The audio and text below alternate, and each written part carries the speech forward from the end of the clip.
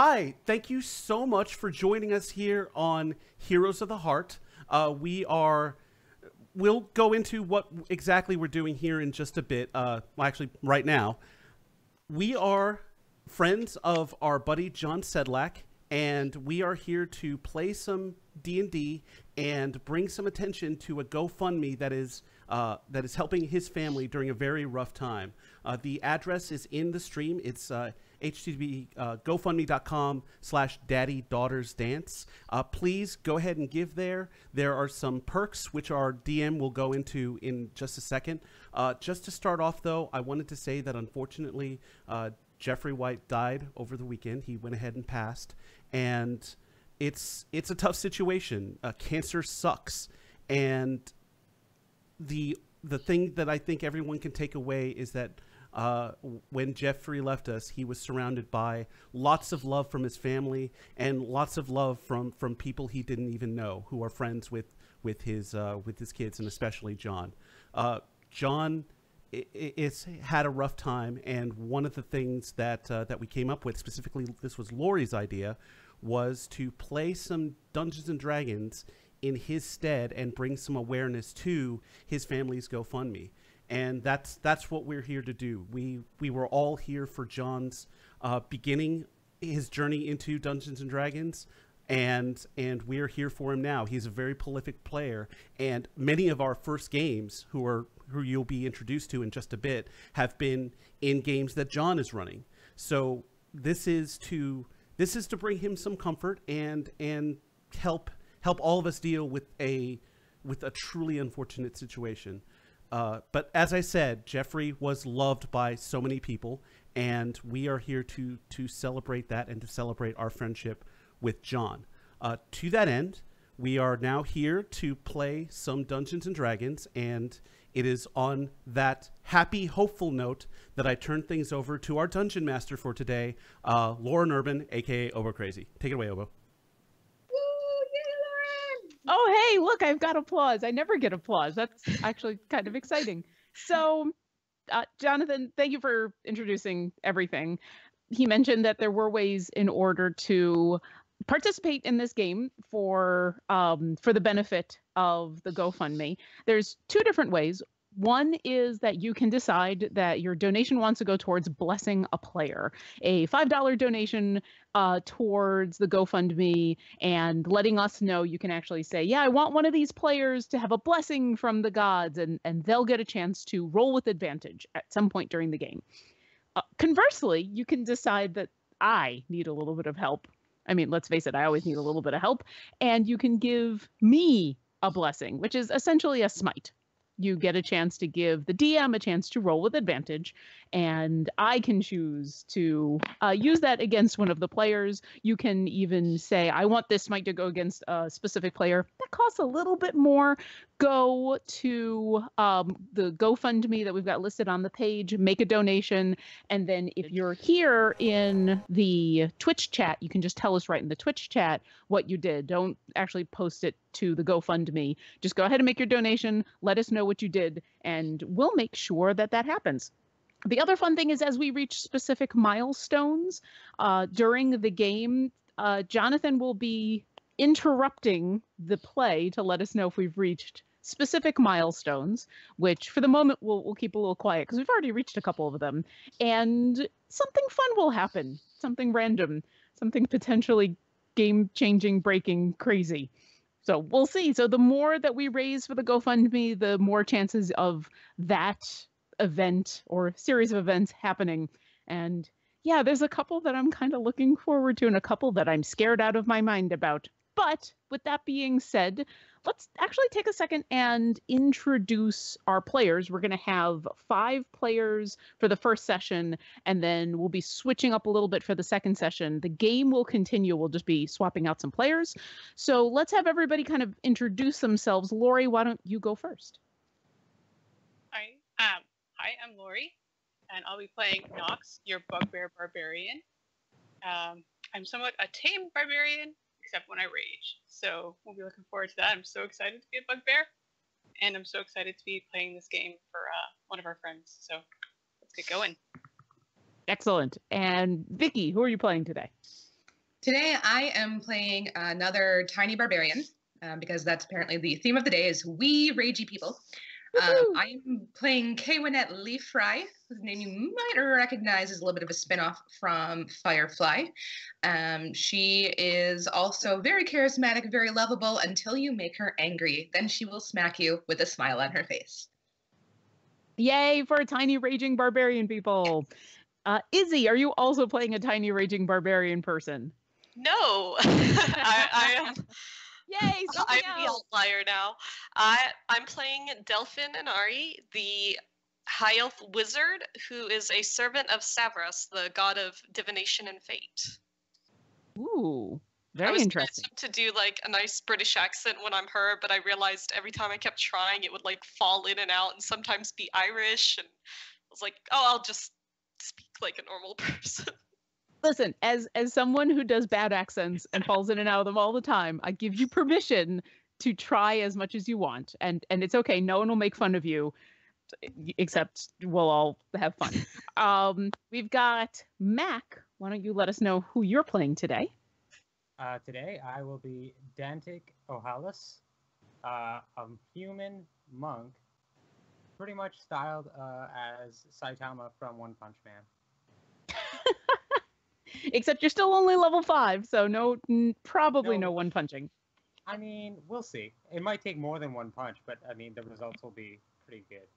The results will be the same. Excellent. And Jason, rounding out our cast, who are you playing? Today I'm playing Sir Gra Cole, Kenku fighter. So imagine basically a big black bird person who's going to run around and just stab stuff with spears. Excellent. And magic. Spears and magic. Do you have a magic helmet? Is this like a spear and magic helmet kind of thing? Will you go into some Bugs Bunny routines? I wish. No, Eldritch fighter, so he's got some magic. But Perfect. He can't speak common, so it'll be interesting. Yeah, Kenku are one of the newer races, and Bugbear. We're actually using a lot of the extended stuff that's going on in D&D, all official, but these are experienced players. We're starting at level 5 for today, and it's a one-shot, so it's a chance to have fun and do some crazy stuff. And yeah, conversations with a Kenku, that'll be interesting.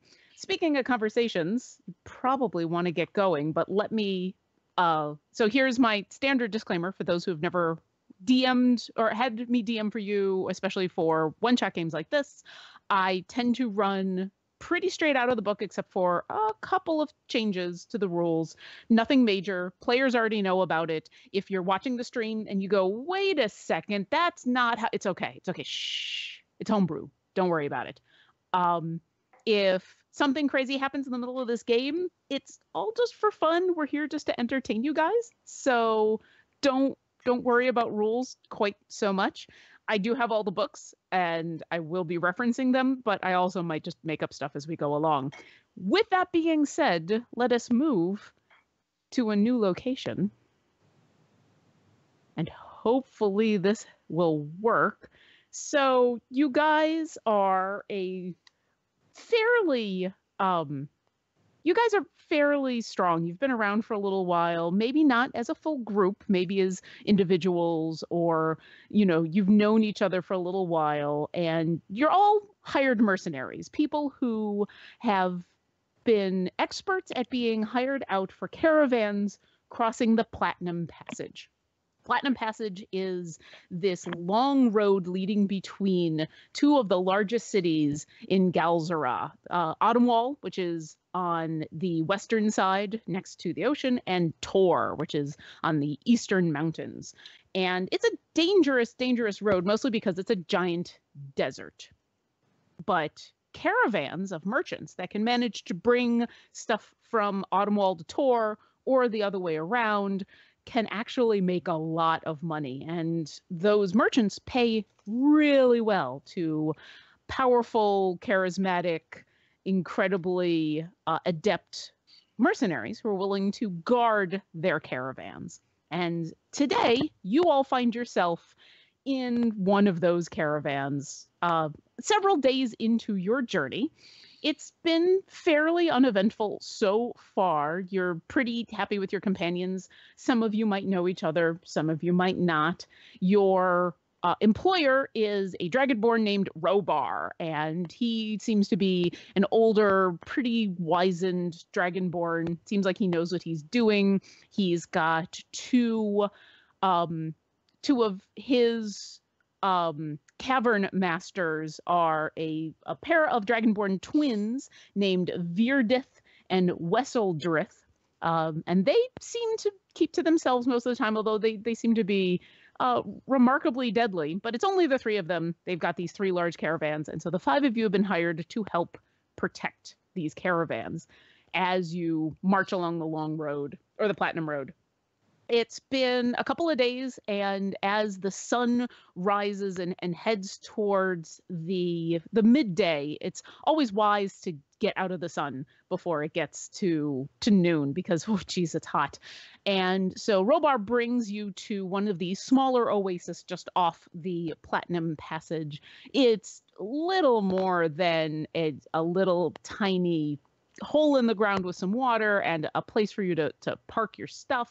You guys park, and you can see that there seems to be another caravan at the far end of this little gully, this sandy gully that you're in.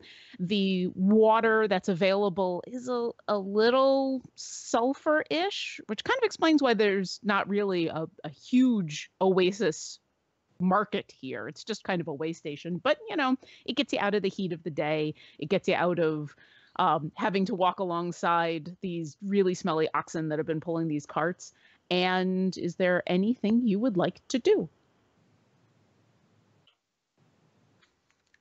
Nope, that's it. Game over. Y'all die. Yep. I'd like We the also see perch on top of one of the carts. You know, just kind of sitting there looking around, clucking softly. Sure. Yeah. It's pretty easy for you to climb on up there. The cart is, they're all sealed carts to try to prevent the sun from spoiling anything on the inside. You get, several feet up into the air. Feels good for a kenku. It almost kind of feels like you're hovering.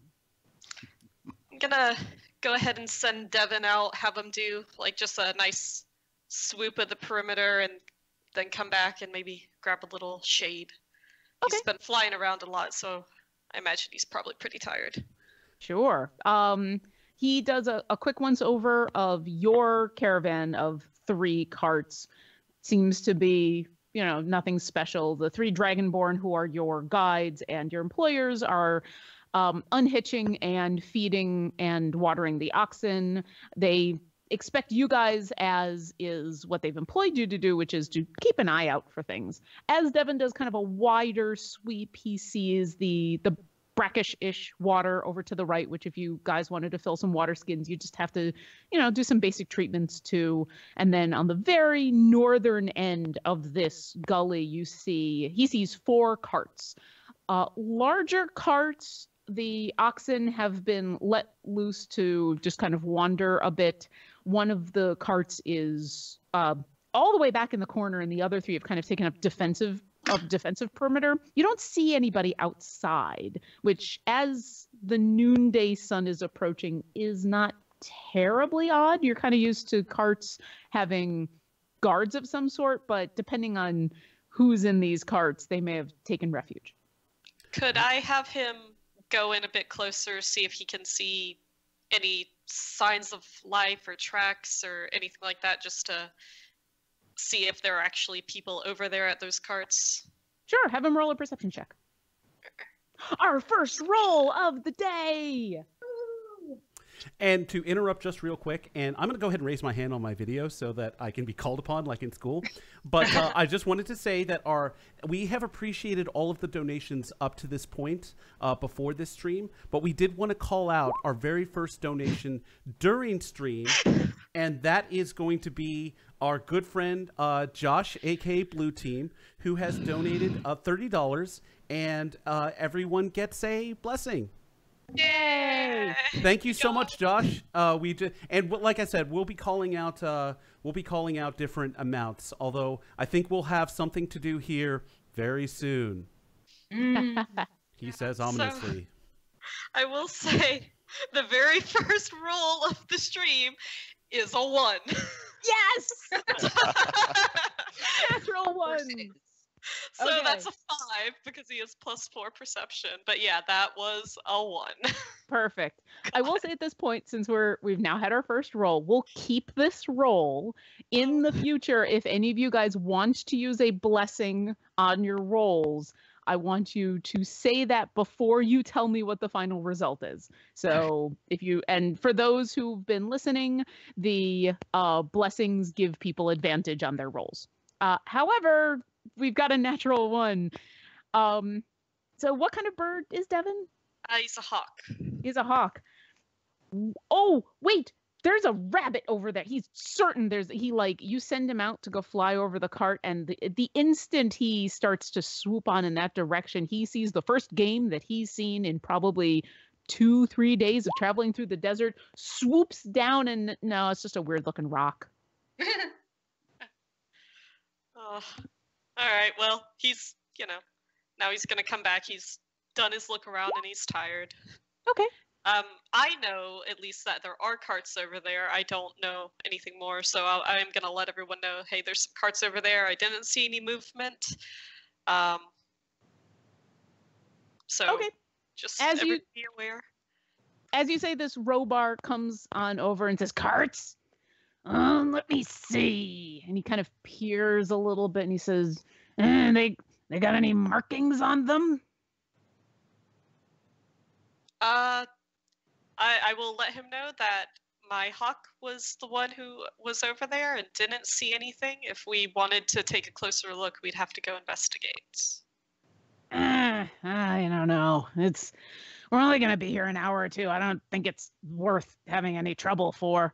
I just wanted to know if, a lot of the caravans have got markings like what I got. And he points to the side of his cart. You guys have noticed that while it's not necessarily like a family crest or anything, he's got on all 3 of the carts emblazoned in white paint this spectacular visage of a unicorn that are on both sides of all 3 of his carts. And you've heard him refer to this unicorn a couple of times, almost like a patron saint.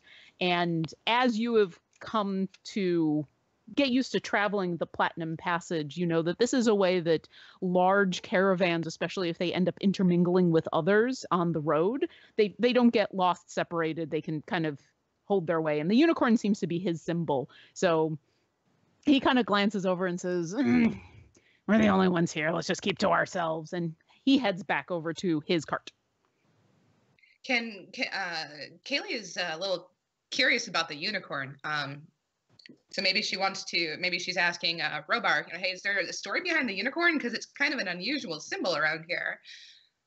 His eyes light up, and you get the sense after a couple of days of all of you kind of keeping to yourself and doing your job, and now you've asked this question, and he has just been like feeding you lines to try to get this story out of you for days, and you finally ask, and for a moment, like, you feel good about connecting with this guy who's your employer, and then in the next moment you're like, oh God, what did I do?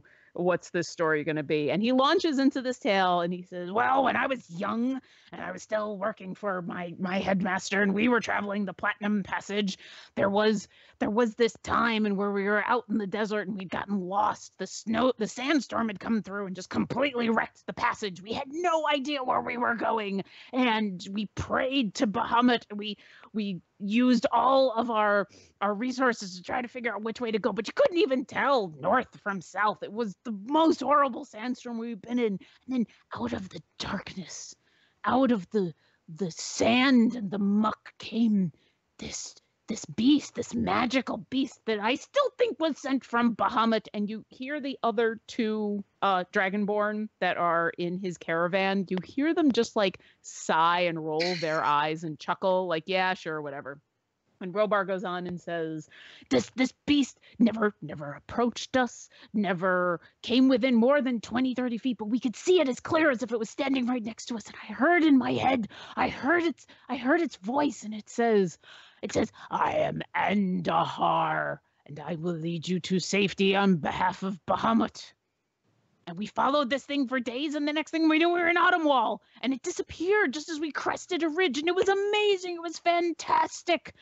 And no one ever believes me when I tell the story, but I know it happened. I know. And so ever since then, it has been my symbol for my caravan. And we have always been safe since I've had it emblazoned on the side. And ever since I've thanked Bahamut every night for sending that unicorn to me. Kaylee says, neat. I like unicorns. I do believe you. too. I believe you. Over to the right, you hear Wessel Drith say, I don't know why he has to tell that story to everybody, and just goes back to what she's doing. Nox is going to patrol around the perimeter a little bit with her axe out because it's been so quiet. She's itching for some action. Okay. About how far are you going from the caravan? Like, are you headed in a specific direction?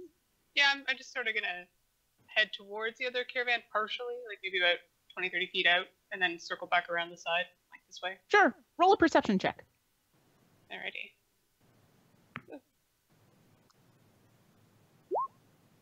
Oh.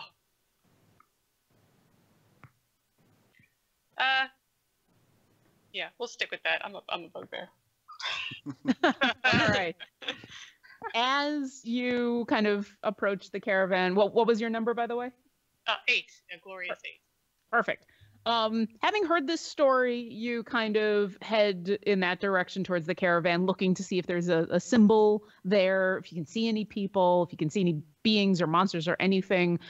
You don't really notice anything. And then you hear this strange noise.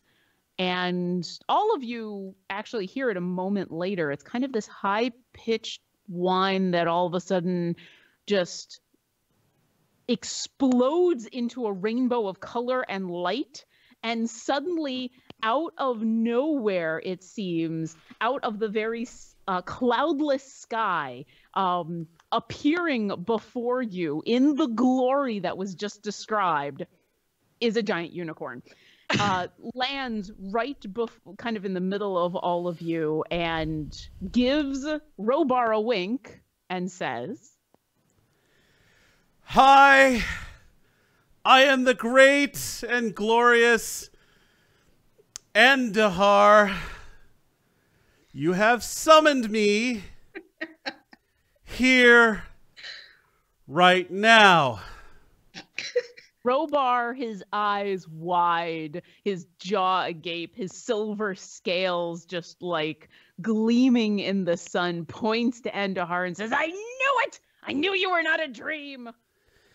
No, I am real, and I am so annoyed.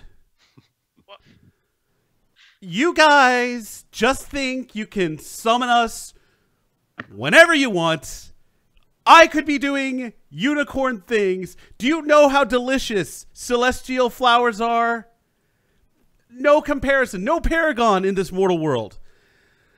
But here I am, thanks to the goodwill of someone named Travi, or Traviak. He was a little non-specific. He changes his name every prayer or so. I can't keep track. But thanks to that way. Yes, but due to his intervention, I appear before you all, and I present a gift. Here, please. Okay, guys, I'm gonna level with you. Please keep it to a minimum. I got unicorn stuff to do. Some other jerks kept summoning me to some other place called Amphe, and then there was another place. I don't even remember the name of that town. But it's hard being a celestial. But here, have some fun with this. And his smile is very forced. And he hands over a jug that it's a fairly large jug. It seems to be adorned with these mystic symbols on it. And who's going to take the jug? Oh, is that alcohol? I love it.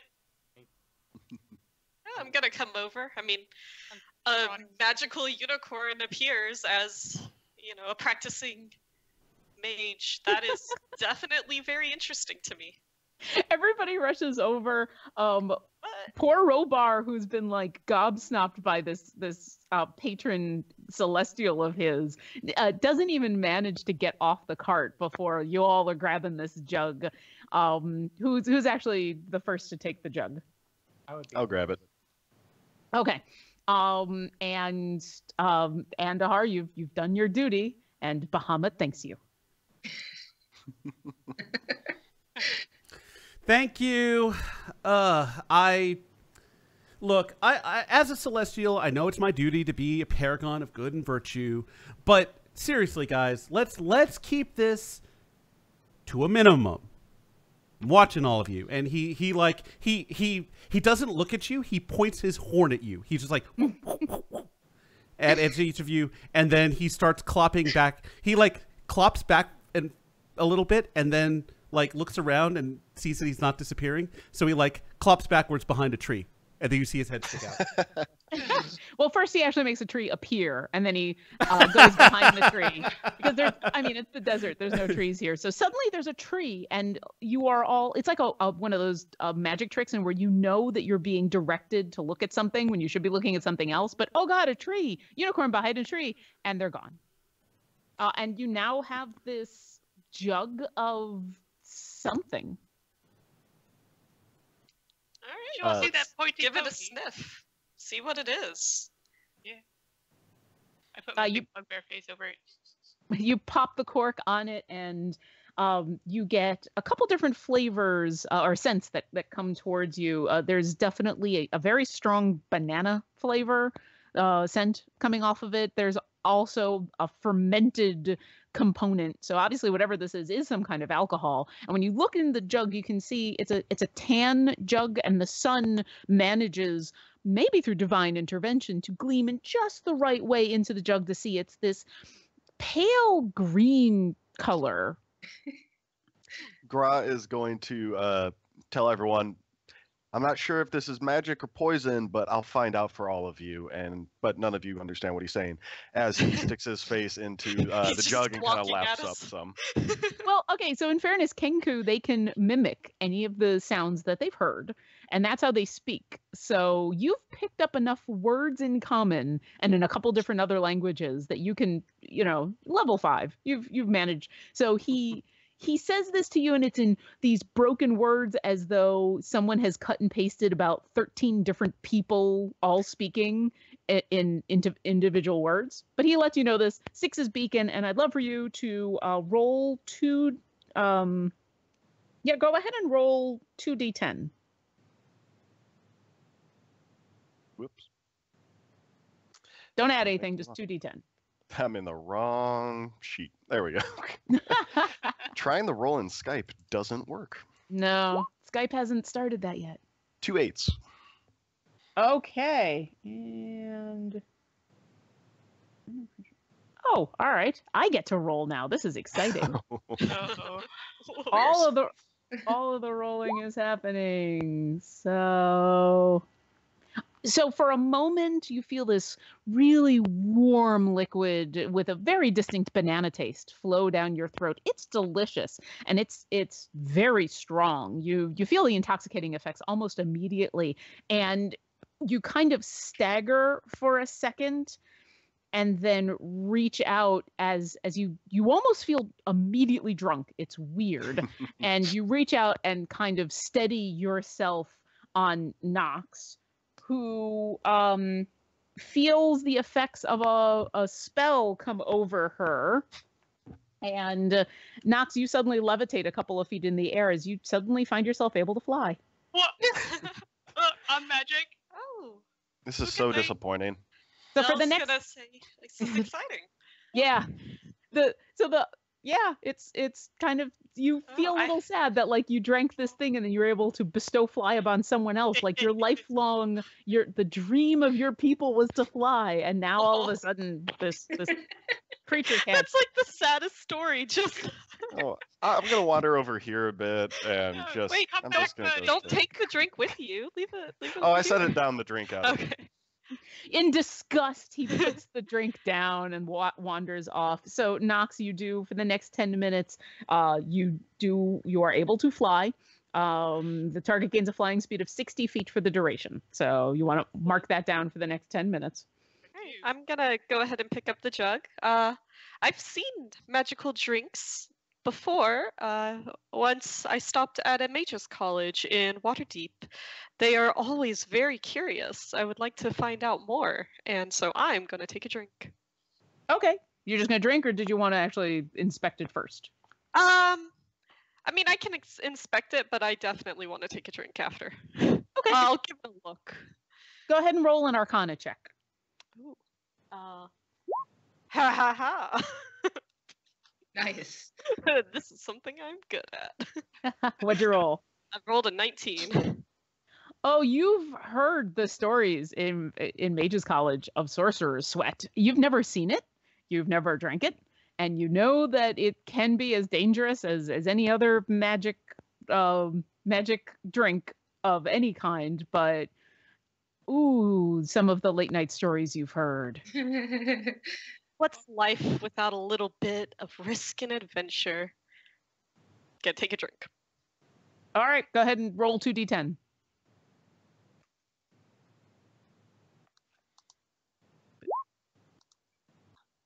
That is a 10 and a 3. Oh, okay. Okay, you take this drink and it's as good as the stories say. It is sweet and full of banana and strong, and you feel this warmth enter your stomach and kind of spread on out, and for a moment you feel kind of the same dizziness that your Kenku companion did. And then okay, so where are you on the map? Where have you moved to? I'm standing over here, right beside. Oh, that's exciting. Okay. Uh-oh. Okay, I need Dantic and who is this? Kaiwinit to make wisdom saving throws, and I need to make one for Wesseldrith. Uh-oh. Yeah. Yeah, this is not going to go well. Wisdom is not Kaylee's strong suit. Yeah, and Del, what's your since you are a magic user, you do have a spell save DC. What's your spell save DC? My spell save DC is, well, I have two. I have my wisdom based one and my intelligence based one. Give me your wisdom based one. Okay, that is 13. Excellent. All right. Okay, Wesseldrith feels something pass through her as like a spell emanates from you without your permission, essentially. It's you cast it, it doesn't cost anything of your spell slots or anything, but all of a sudden you feel yourself cast this spell. Wesseldrith kind of shakes her head and glares at you and says, "What are you trying to do?" What did Danatic, what was your save? It was a 6. And Kaiwinit? It was a 3. Excellent. Oh, we made the DM happy. Yeah. Crap. I need the two of you to roll a d10. A, I D. have no Oh, idea wait, what I it just was a called. wisdom save because I rolled just a wisdom roll. Yeah, it's What's the up? wisdom save. If you It's a have proficiency, you can add that to it. It wouldn't save you, but You can try. Let's see. I got a 10. No, A 10 on your d10 roll? no change. No, for the actual wisdom save because I didn't roll. Oh, no, both of you failed. Okay. So, Kaiwinit, what was your d10 roll? I rolled 7. Perfect. It didn't make a... All right. And Danatic, what was your roll? It was an 8. Oh, okay. The two of you turn to each other, suddenly overcome with this sense that the person next to you is attacking you, and you pull out your melee weapons and immediately attack the other one. since Danatic rolled a higher number, we'll go with him first. So go ahead and make a basic melee attack against Kaiwinit. Okay. So I'm assuming that I'm attacking as, or she's my enemy, right? Oh I'm gonna yes. go- She for this moment you are convinced she is your enemy and you must attack her. Okay. So my first attack will be a normal punch. 12 to hit. Does that hit? No. Okay. So right. then I'll take my second attack, Okay. and it's a 15. Also, no. Okay. Your part of the back of your mind still kind of knows this is your friend. You don't know what's going on, but still you try to hit and you whiff twice. Kaiwinit, now you are convinced that this monk is your enemy and you try to melee it, basic melee. So weapon melee, or because his was just a Well, punch? his was punching because he is a monk. You I you have the scimitar of monk. Crap.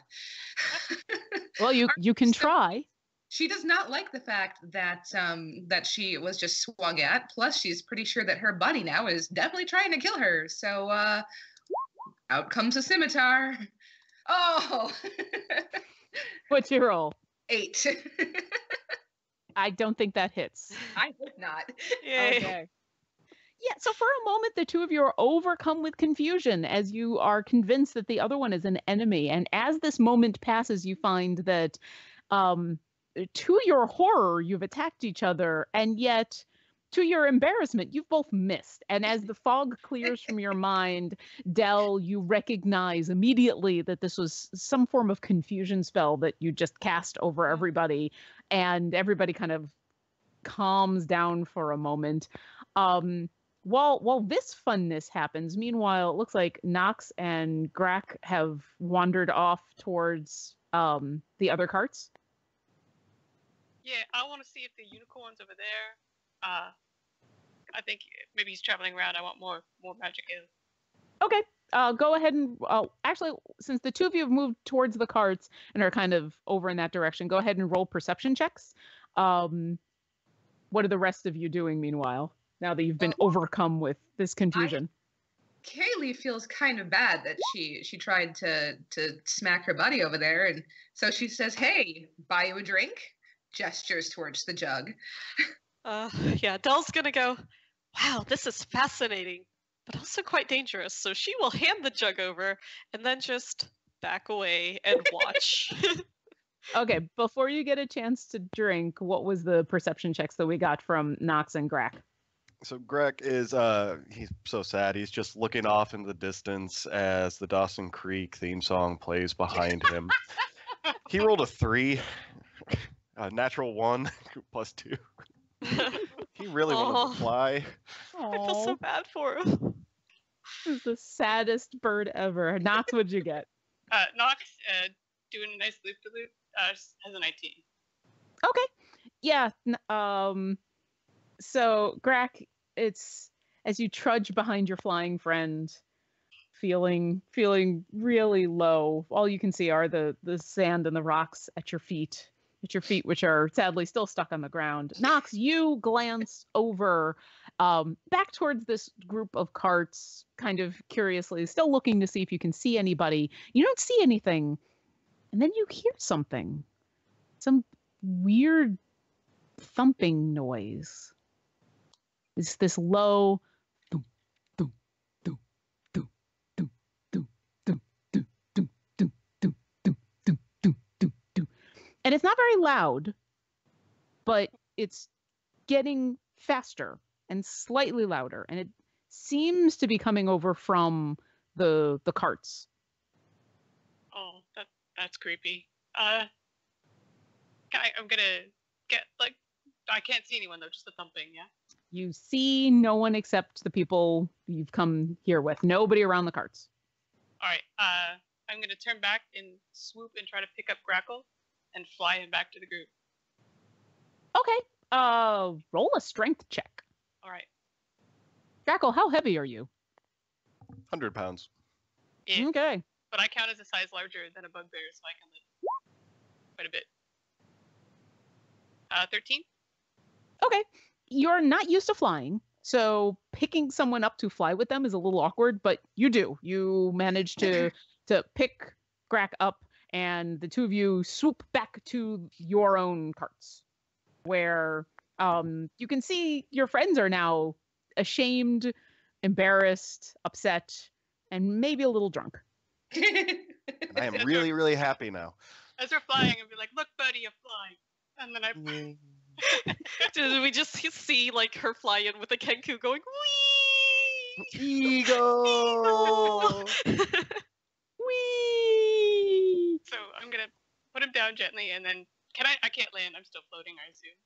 Oh, you can land. It's the fly spell just means for the next 10 minutes you can fly. As you land, as you've gotten further away from these carts, the sound has grown dimmer. So you've definitely kind of triangulated. It's at least coming from that direction. And as you land, being cued into this sound, you can actually feel the ground very subtly vibrate with that noise.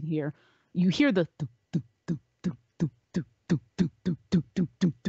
and with every thud, your feet shake a little bit. Like, listen, I went over by the other caravans, and I think they're having some kind of rave, or they're maybe digging, but it's shaking everything. I don't like it. We should check it out. Kaylee, of course, being a halfling, does not have shoes on. She's just going around barefoot. So does maybe she feel a little more about the thumping? Roll a perception check. Right. It's all like wub wub over there. Man, I really needed to not have her wisdom be at disadvantage. All right, she rolled a 9. You almost dig your feet into the ground trying to feel what she's described, but maybe you're just too far away. Okay. Well, yeah, but we can totally go check it out if you think that maybe they're having fun over there. Robar comes out of the cart that he was in. You can see that he'd basically retreated to the cart once it was obvious that he wasn't getting the blessing from Andahar. And you're pretty sure that he might have been crying. Not sure if he was happy crying, sad crying, but he's like, so what? Does anybody feel that? Is Andahar back? What's going on? No, you mean the wub wubs? I mean the wub wubs. Yeah. It's over there at the other cart. I think we should go check it out. Be careful. Danger for them means danger for you. Yes. No, weird wub wubs are never good. No. Well, we're here to protect you, so I believe it's our duty to go and investigate the wub wubs. It's your duty and your job. This is what I pay you for, but be careful. And he glances over towards the wub wubs and shakes his head and then heads back to basically set up at the front of his cart in a defensive position. Okay, I'm going to tell him I'm leaving my hawk here with you. I'm going to set it right beside him. Okay. If anything happens over at this cart, just send my hawk and we will make sure someone comes back while we go investigate. Okay. And he kind of gives the hawk this wary look. And the hawk's just staring at him like pin-eyed. Yeah, hawks and lizards. They not necessarily something that gets along, but he kind of nods at you and he gives the hawk a wary look, and the two of them share this is uncomfortable, but we'll deal with it kind of thing. Delphin does not notice it at all, completely oblivious, walking away. Yeah, I wave goodbye to Devin's tiny pigeon and walk towards the other caravans. All right, so you guys head on over to the carts. Yes. Okay, as you guys get within about, let's say, 20, 25 feet, maybe 30 feet, I'd like you all to roll perception checks. Okay. I'd like to say my weapon is now out. Okay.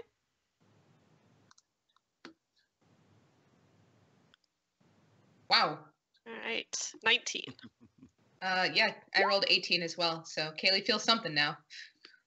8. 13. 18. Okay, so it sounds like Grack, you were the only one who rolled under a 10. He's Yeah, still so too glad I'm excited about flying. Yeah, so you don't hear or feel anything, but you can almost sense from your companions that all of them do. And it's disconcerting, and you just need to shake off this malaise that you've got going on, but you don't really feel anything. The rest of you, yeah, now that you know what you're thinking, you know what you're listening for, know what you're feeling for, you hear the thunk, thunk, thunk, thunk, thunk, thunk, thunk, thunk, thunk, and it's definitely gotten faster and more intense, and it's actually starting to get louder now. And as you look around, after a moment, you can see the ground. You're not just feeling the ground shake. You actually see small pebbles and bits of sand shake a little bit. Places where there's a little bit of a sand ridge starts to fall a little bit. And those of you who are a little closer to where the water is, you can see the water is rippling as though something is disturbing the surface tension.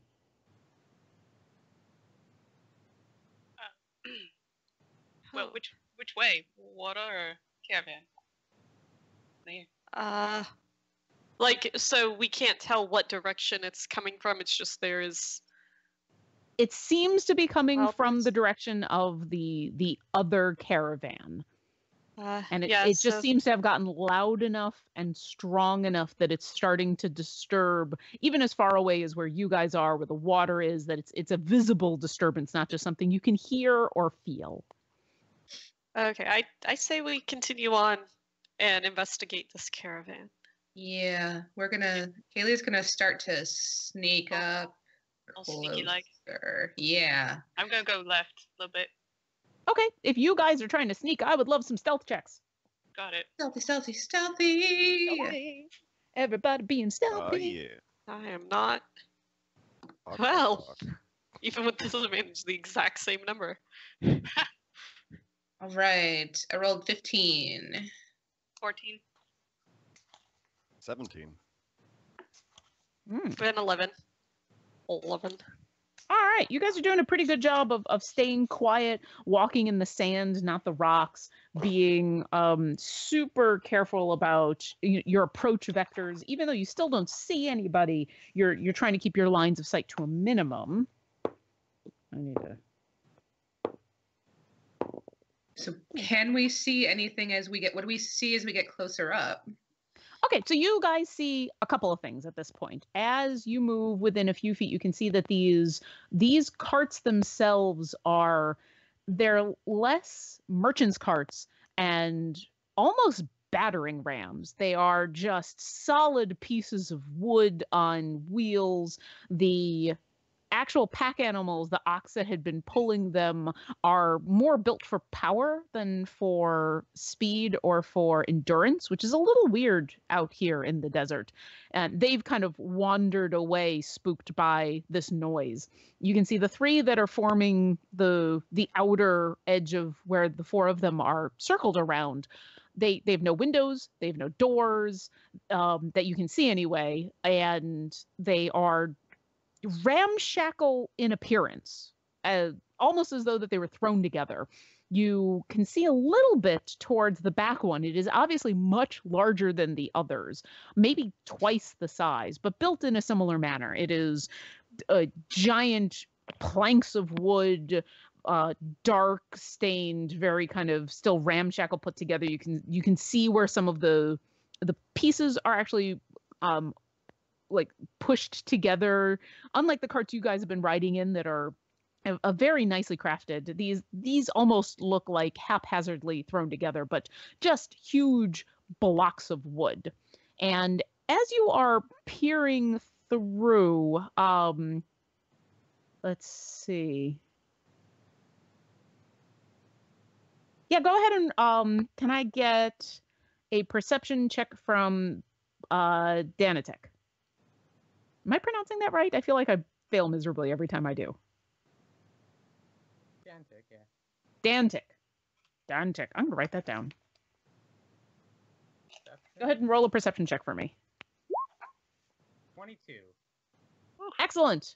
Since you started to kind of angle around the bluff that separates the back from where the water is, kind of more drawn to the water moving, you see that the sand, every time this thump happens, some of the sand or the rocks move, and then you notice, no, it's actually moving a lot more over here, and a couple of figures rise out of the sand. Two large bestial forms unbury themselves from the sand. These huge scorpion bodies forming into a human-like head, all of them, or both of them, carrying what looks like swords and spiked chains. They're wearing this gold intricate armor that extends down into their thoraxes, and their tails are both kind of tipped with these barbed spikes. They immediately look at you and hiss, and we can roll initiative. Okay. Well, right before that, I want to scream, top of my lungs, obviously, in fear. Okay. Yeah. I'll let you do that since you rolled a high enough perception. You guys all hear as these things rise out of the sand, these screams of your friend as these scorpion men appear. Right. Can we also add in for because I'm gonna go ahead and I think I'm within 100 feet of. Yeah, I'm still within range of my familiar, so I'm gonna go ahead and let Devin know that Denetik's being attacked or is nearby some giant monsters. Okay. Sure. All right. And now the I rolling just don't feel begins. very motivated, you guys. Rolled a 4. I'm very motivated not to die right now. Oh, God.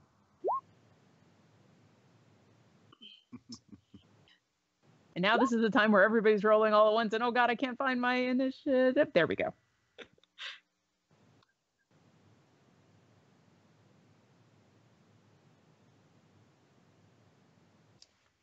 Okay.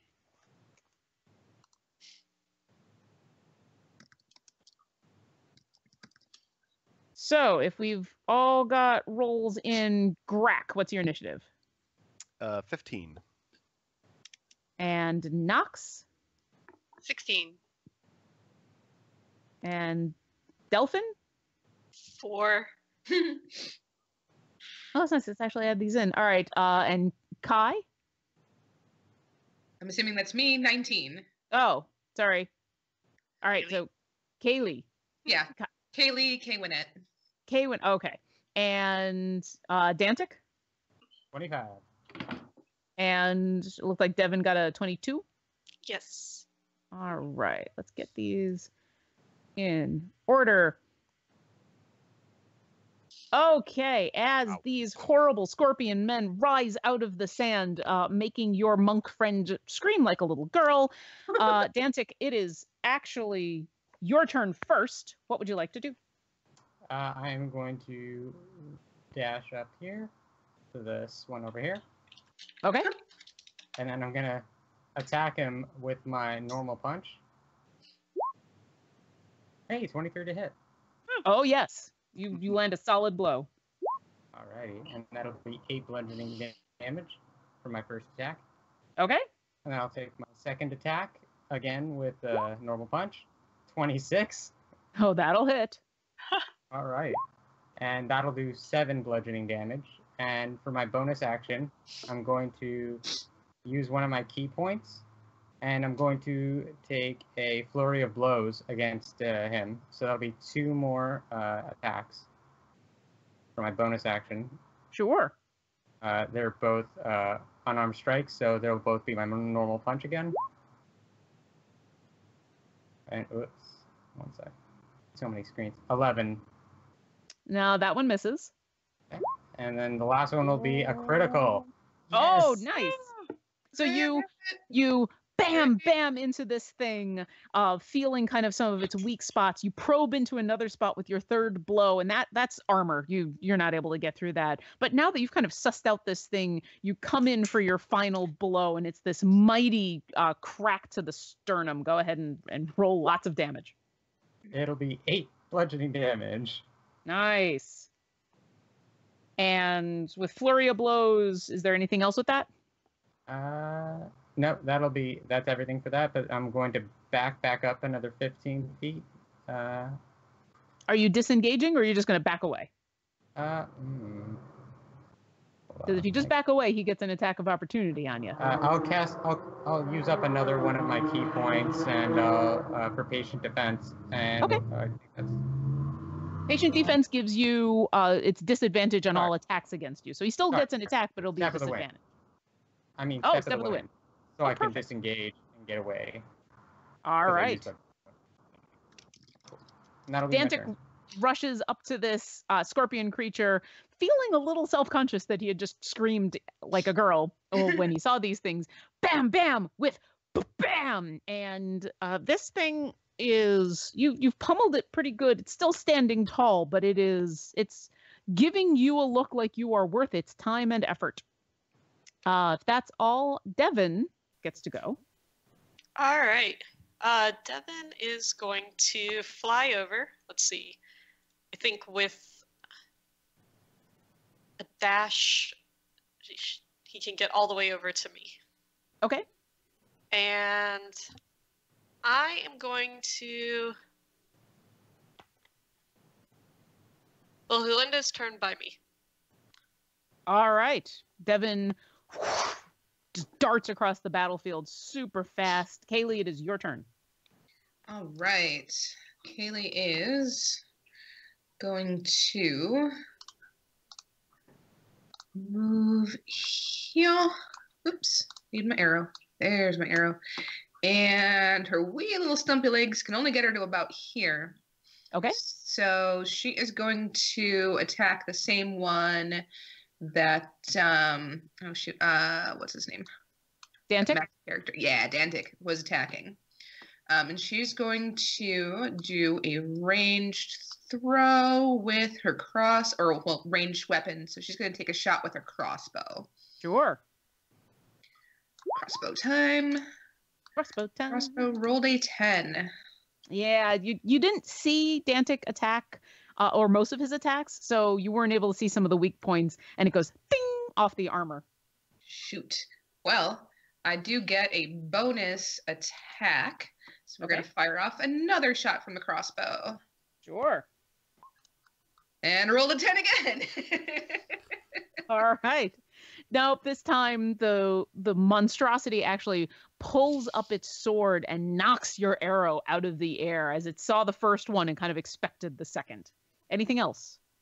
That'll be it. All right. It is these things' turn. Okay.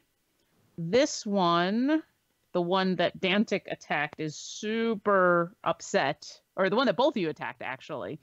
It's got a sword in one hand, a long sword, and kind of this weird spiked chain in the other, and it's gonna swing that spiked chain over its head and aim at Kaylee. Does it need to 5? It does need to move up a little bit. So it is a ranged attack. I don't think a 10 is gonna hit though. Negative. All right, this spike chain comes flying towards you. You duck out of the way. It's annoyed that it missed, and so it's going to continue to move up next to your face and is going to try to hit you with the stinger on its tail. I don't like that. And that's a 14. Does not hit. Does not hit. All right. It fails miserably. Its friend sees what's going on, is going to scuttle around and get into flanking, and is going to do two attacks on you, one with its longsword. Wow, these guys are rolling like crap. So that'd be a 9. Also no. And that'll probably hit. 17 to hit, yeah. It's a 22, actually, after its bonus. Okay. So you're dodging and ducking and avoiding things, and then you just feel the stinger plunge into your back. You're going to take 8 piercing damage. Right. And then 10 poison damage. And I need you to make a Constitution saving throw. Okay. Constitution saving throw and rolled 19. All right. You feel it's not that much of a surprise. These scorpion guys have poison in their stingers, and you feel it course through your veins, but you grit your teeth and shrug off the effects. Those two are done, but the rest of you notice that nearby the sand starts to shift and move, and as the thumping is still going on,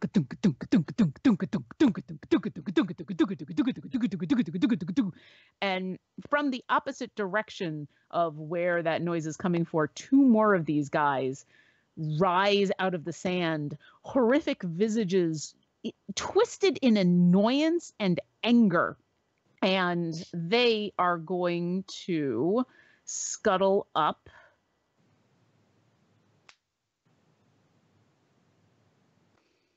All right.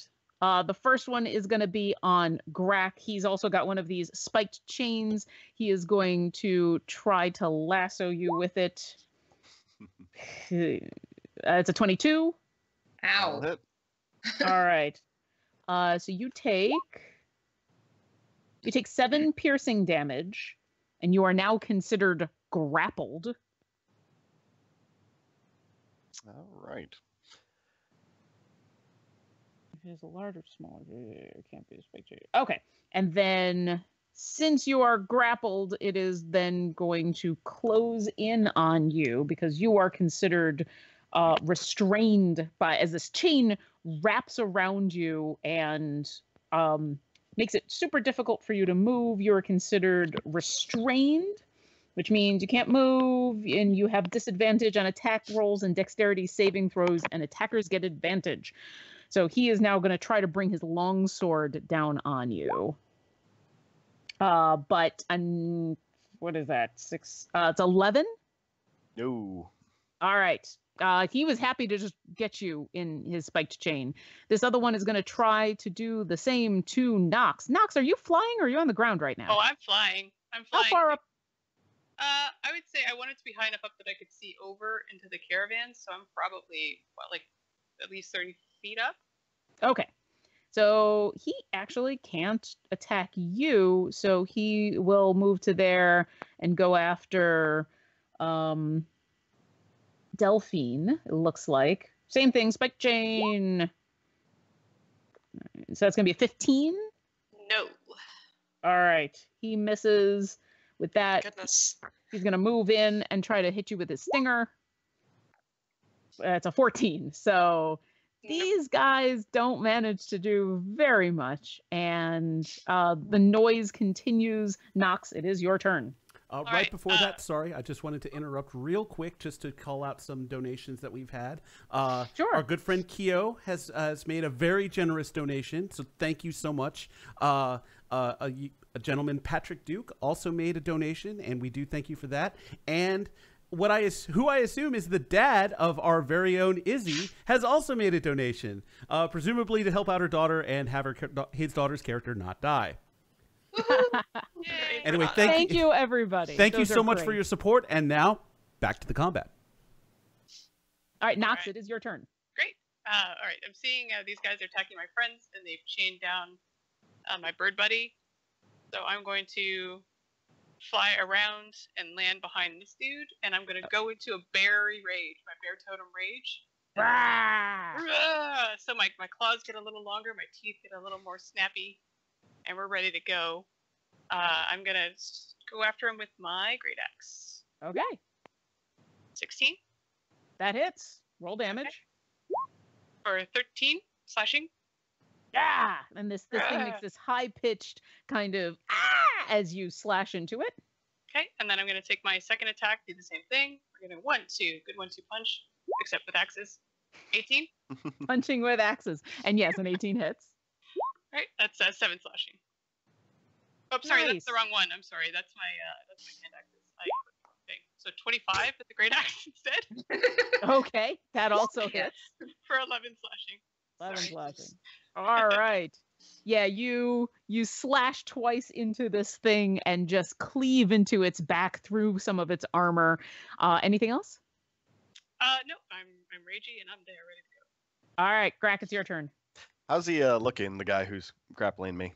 Upset and annoyed, but not necessarily super hurt. You're restrained, so you could either spend your action trying to escape, or if you still want to attack, you'll just have disadvantage on the attack.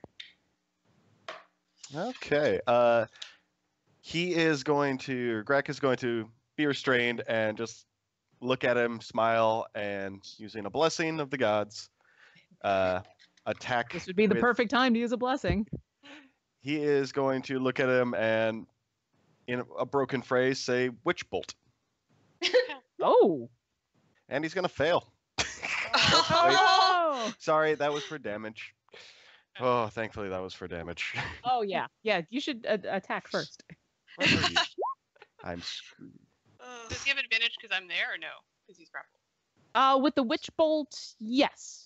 I'll say you guys have advantage since you're within melee on opposite sides of this guy. He would normally have disadvantage, so it kind of cancels each other out. That'd be a 15 to hit. That actually just hits. So fortunately, Nox lands, slashes into this creature, and it's distracted just enough for you to land this witch bolt. All right. So that would be right now 1 lightning damage. All right. We'll take it.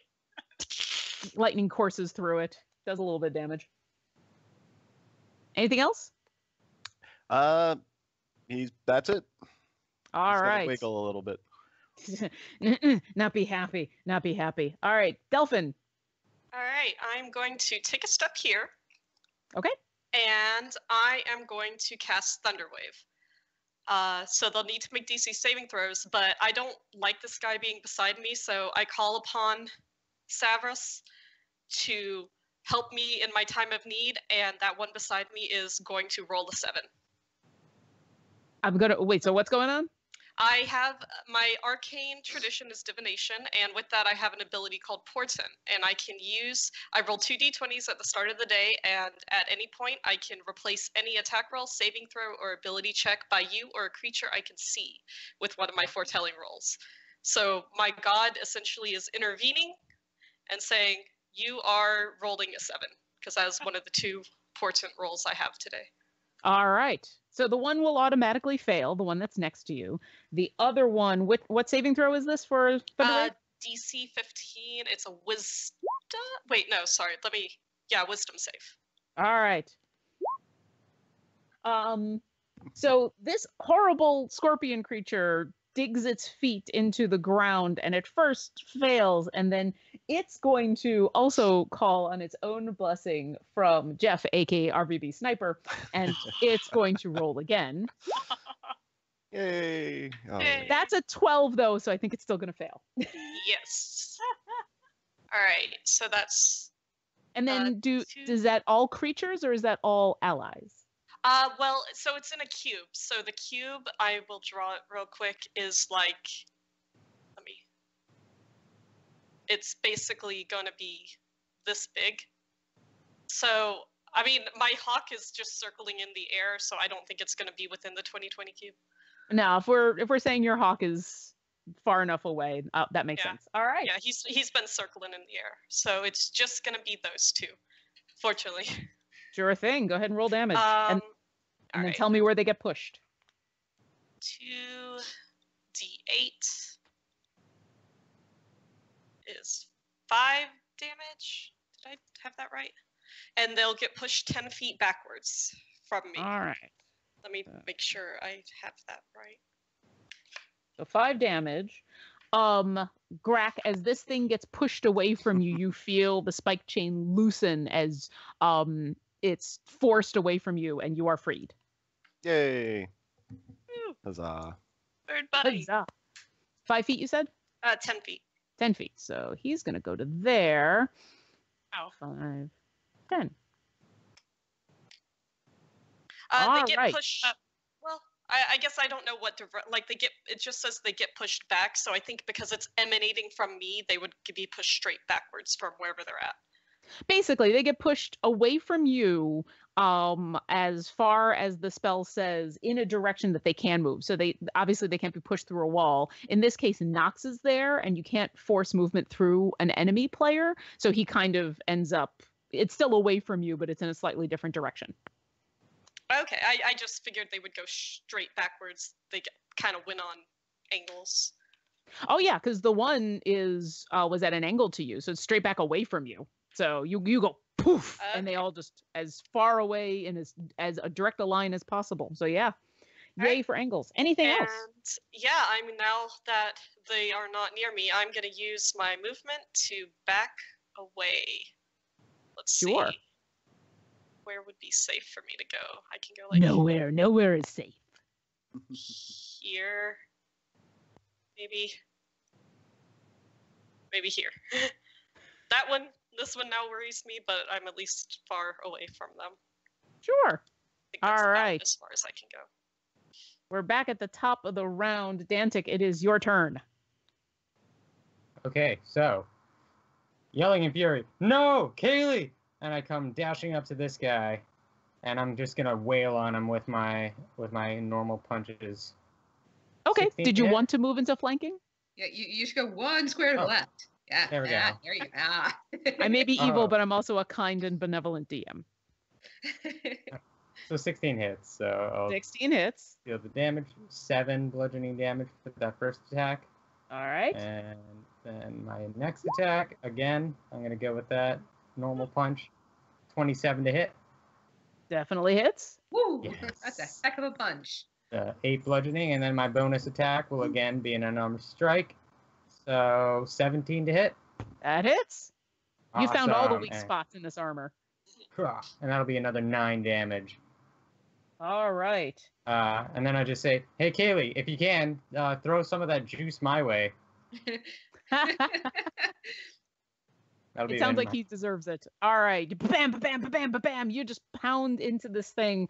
This one is starting to look pretty bloodied and hurt. Anything else? Nope, that'll be everything. All right. It is Devin's turn. What would your hawk like to do? All right. Devin is going to... Let's see. Devin will fly around and then come down and, like, try and peck at this guy.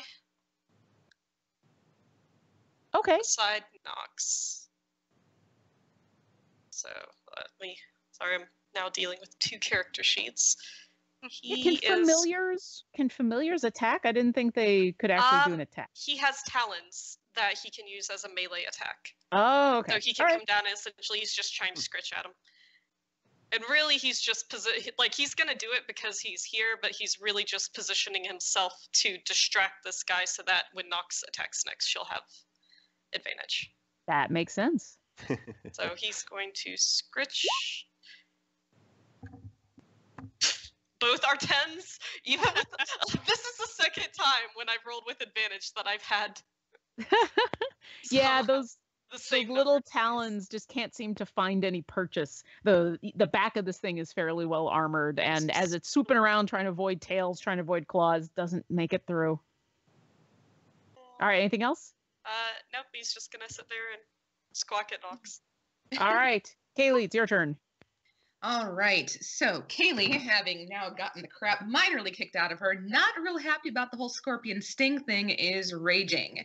Mm-hmm. So she has a delightful little gleam in her eye, which means that this scorpion between her and Dantic is about to get the crap smacked out of him. Point of interest. Since we are flanking, I roll with advantage, correct? Yes. And against that guy. If I were to take a blessing, what would that do? Is there double advantage, or should I hold it? I'm gonna say in this case it's not double advantage. You'll roll with advantage. With all of the blessings, I consider them like inspiration. So you can roll, and after you see what your rolls are, but before you know the result, you could apply the blessing. And so if you want to roll with advantage, see what happens, and then but I'm gonna say this: once you say you've used the blessing, it's gone whether it works or not. Correct. So, all right. Those are fair rules. All right. I like fairness. Woohoo! All right, so we are going to swing the angry scimitar, and yep, that's a 25. That will definitely hit. Yes, it will. Damage is 9 slashing. Okay. Okay, and she does get an extra attack, so she's going to swing twice with said angry scimitar. That crit. Oof. Woo! All right, in your anger, you slash down, and you kind of, you're through the red haze of your rage, the back of this thing clarifies, and you just see every point on this thing that you can attack, and dive your scimitar into just the right place. Go ahead and roll damage. That would be 11 plus 1 is 12. Nice. This thing is looking super hurt. It is. It actually takes its eyes off of Dantic for a moment and turns to try to face the both of you, glaring at you, blood pouring from its back, one of its legs kind of half dangling there from these fierce attacks. Anything else? That is good for this turn.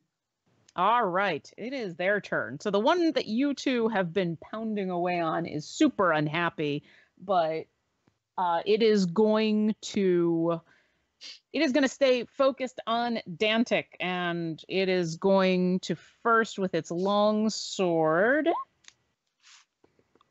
23 versus AC? Yeah, that gets me. All right. And so that's 5 slashing damage. Oh, and no. then it's going to come at you with its stinger. And it's so pissed off, it's going to use a blessing of its own from Demano. Oh no. Hey. All right, and so it is going to... Uh-huh. Demono is a Very appropriate. Blessing. Demono is a cruel god. That still is with the original roll. That's still a 17. Does that hit? No, it does not. Okay.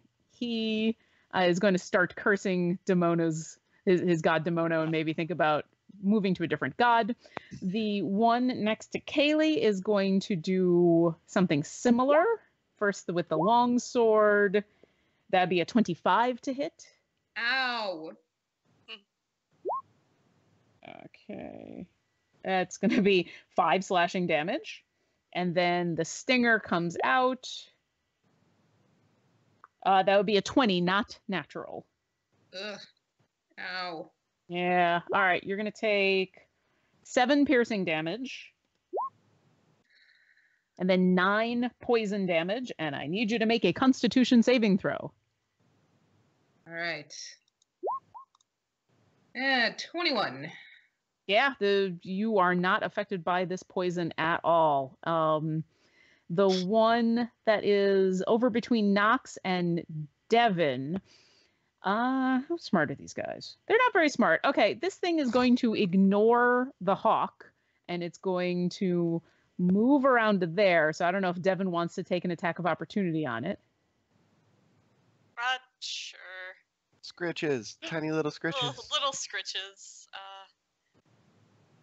It's just like Devin is just a little hawk, so it's not like he does a lot of damage. All right, so attack is that just normal, or would that be advantaged? Maybe moving away.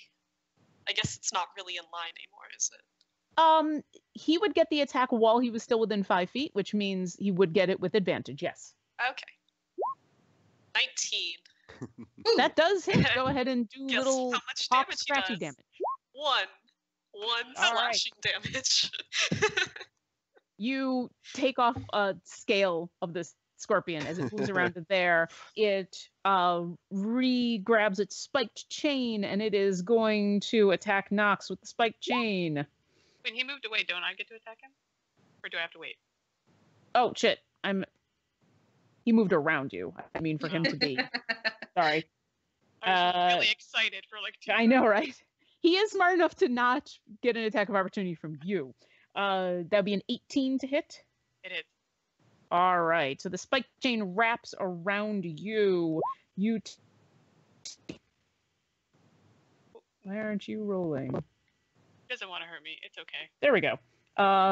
You're going to take 8 piercing damage, and you are now considered restrained as this thing wraps around you. Okay. And then with that, it's going to bring its tail down onto your shoulder. Yeah. That'd be an 18.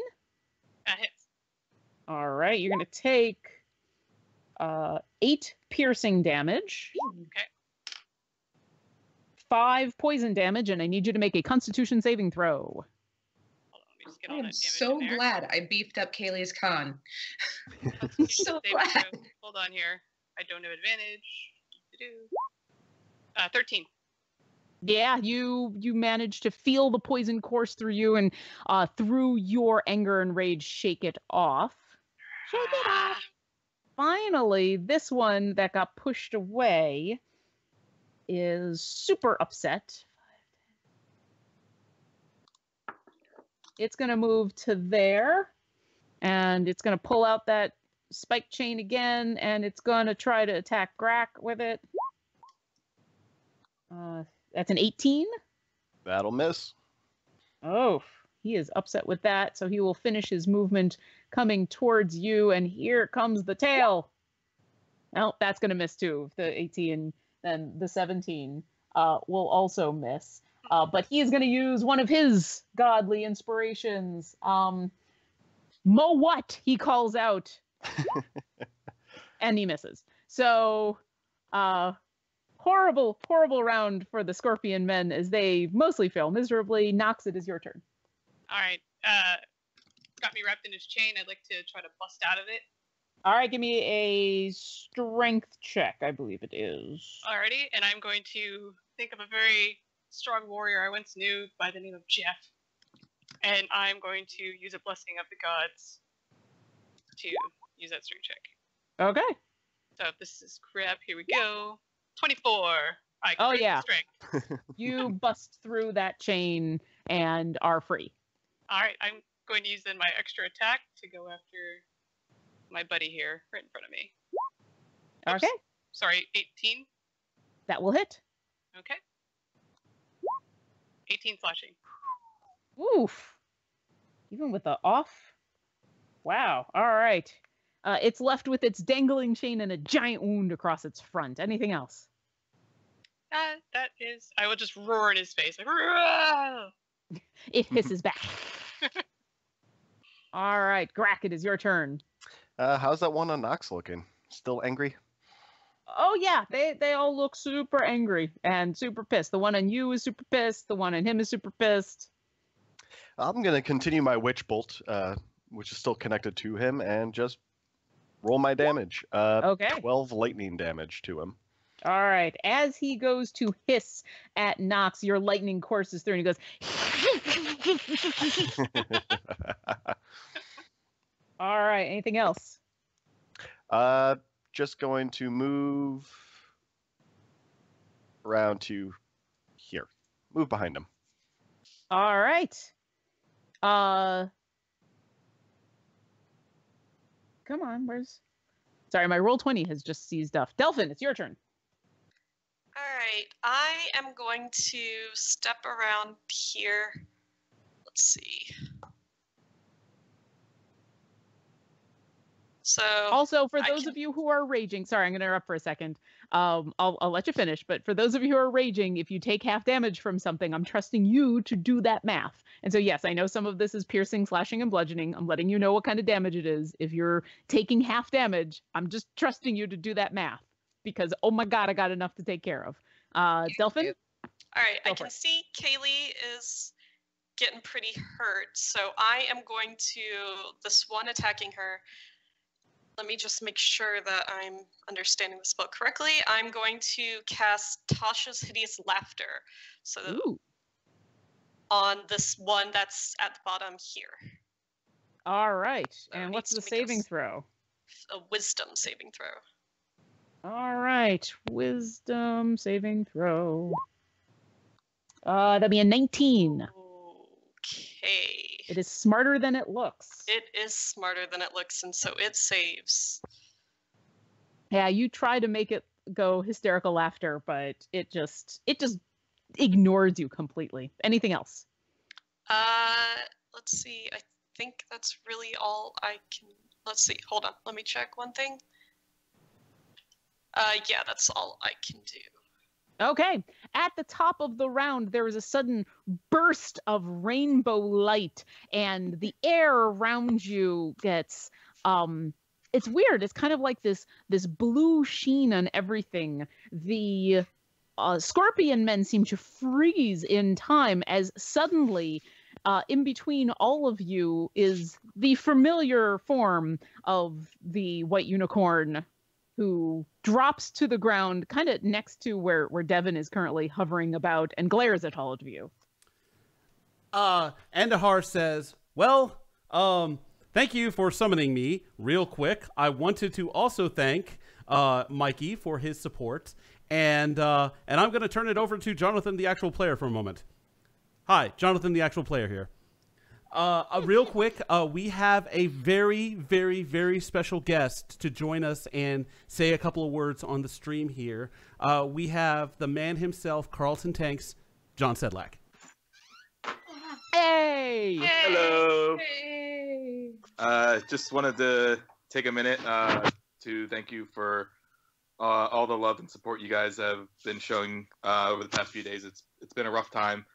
This Heroes of the Heart is amazing. I just wanted to thank everybody who's donated, who plans on donating, who's watching, tuning in. All your love and support really means a lot, and so I appreciate it. We love So all you, the and love. we're glad that if we can't be there for you in person, we can at least be there for you in advantage roles. That being said, I grant all my personal players who I DM for, you all get inspiration if you're participating. Yay! I guess I'll allow that.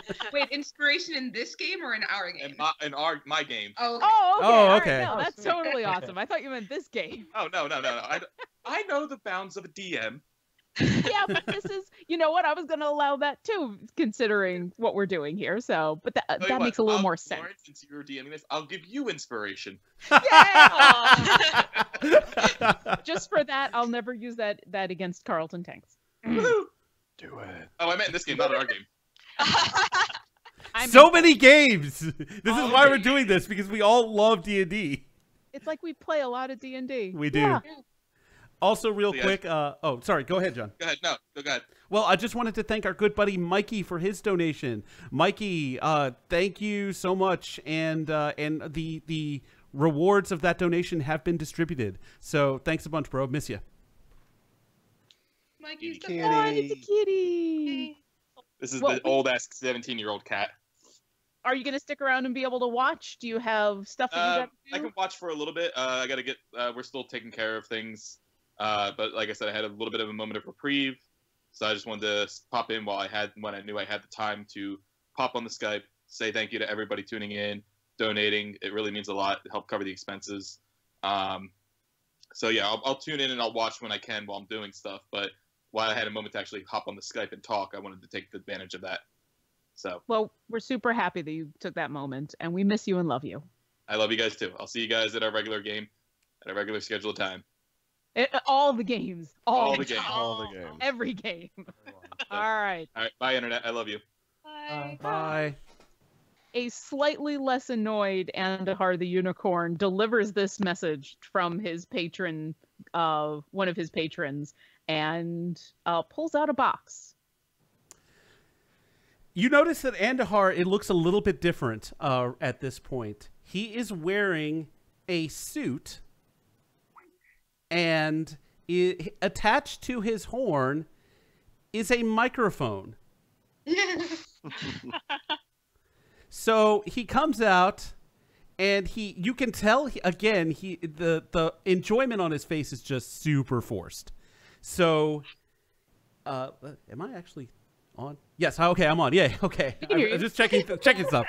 Well, pulling back the curtain a little bit, the people on Skype can always hear me, but I have my mic muted for the stream, so that it's a little bit of a thing. Anyway, so Andahar says with a very forced grin, "Hello, adventurers. Thanks for summoning me again. I have here a prize for you, but you must earn it." Seriously, what the? I just got back from a giant tower on a cloud, and those guys wouldn't leave me alone there either. What is with you people? He looks around again, and you can tell like everyone's just kind of looking like, what? And so he continues. He's like, okay, to win this prize, all of you will have to play a game. It is, I have this wheel here, and he makes a giant wheel appear, and it's got numbers from 1 to 20. He's like, I would like each of you to come up and spin this wheel. You can't want to get to 20 without going over. You may spin again if you wish, but you only get 2 spins, and then you decide if you want to, if after your first, you get to spin again, or if you want to stay. So he points his horn and microphone at Danetic and says, come up here and spin the wheel. Then go back to where exactly you were on this map. Yeah, so as Andahar points to you, you can see that this bluish light that's permeated this area, it's kind of frozen time for a second. The wind isn't blowing. The thumping that you've been hearing has stopped. All of these scorpion beasts, some of them raised in attack to go after someone, is just frozen. And you almost feel like for a moment you could move and go back and nothing will happen. So this is all out of time. So don't move your characters, just do this RP. Okay. And decide quickly. Okay, I'm gonna roll. 11. Do you want to stay or roll again? I'll roll again. 3. I'm staying. 14. Very good. We only get 2s. He points at the barbarian. Which Which one? one? There's 2. Which one? The tiny Either one.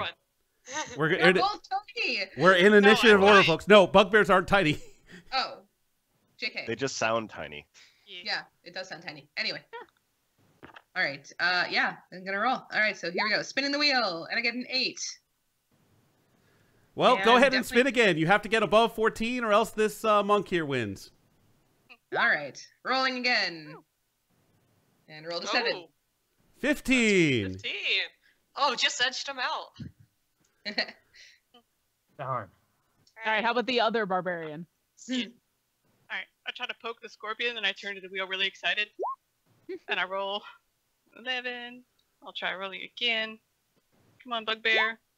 Oh no! Oh. That's so sad. Who's left? Birdman. Birdman. 5. Ha. Oh no! You have also gone over. If this were blackjack. I got 21. Come on. Come on. Alright. And I'm gonna stay. Oh! Right off. You see Endahar, and he looks kind of impressed. He's like, well, all right. Wizard, the prize is yours. And Yeah, I guess yeah. I will... Hey, look over there. And he points his horn, and he casts a glitter dust right in front of him, and you can hear him clapping away. And in these last few moments, just before time starts up again, you can now see that there is a box in front of you. And it's a very small wooden box, just something you can kind of reach your hand into. Do you want to go ahead and open the box? Oh yeah. What's in the box? All right. What's in the box? You open the box, and it's dark, it's black, and you reach your hand in, and it goes further than this little bread box seems to be able to go, like it's a box of holding or something. And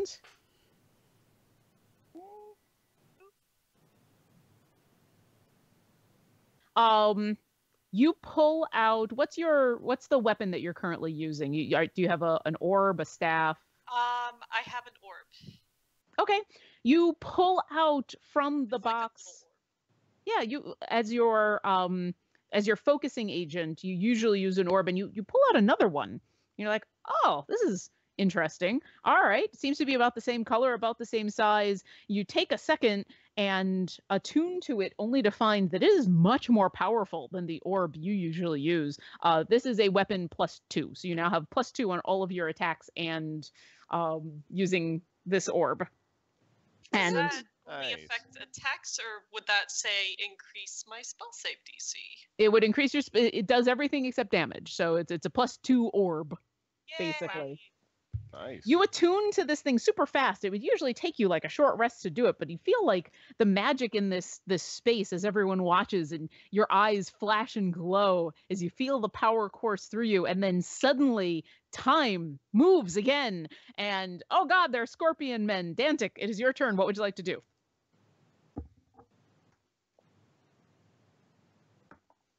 And Who's turn? Dantic?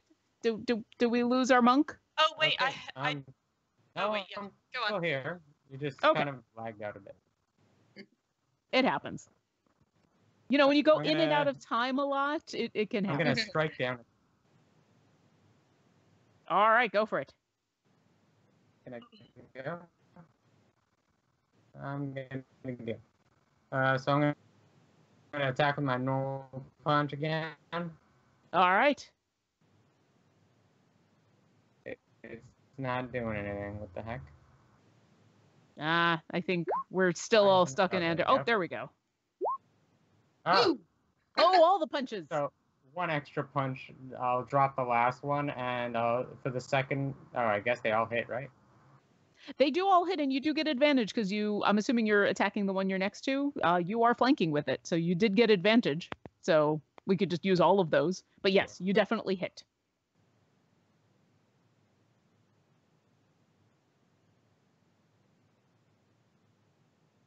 Go ahead and roll damage.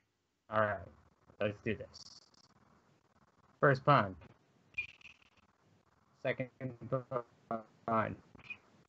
Third, 8 damage. The first one. 7 for the second one. And 10 for the final.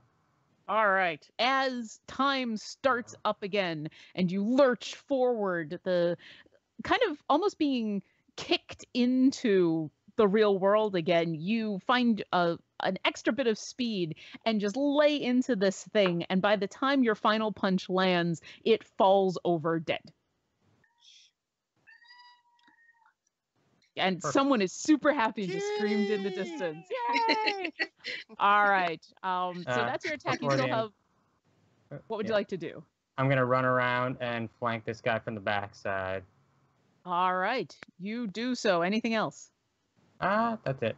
Oh wait, no. For my, can I throw a Kaylee healing potion? Yeah. Well, did you use your bonus action as an attack? Yeah, I did. So, Then no. I'm gonna say no. You've attacked, you've bonused, and you've moved. So, no, not really. But maybe next round. All right. Okay. It is the Hawk's turn. What would Devin like to do?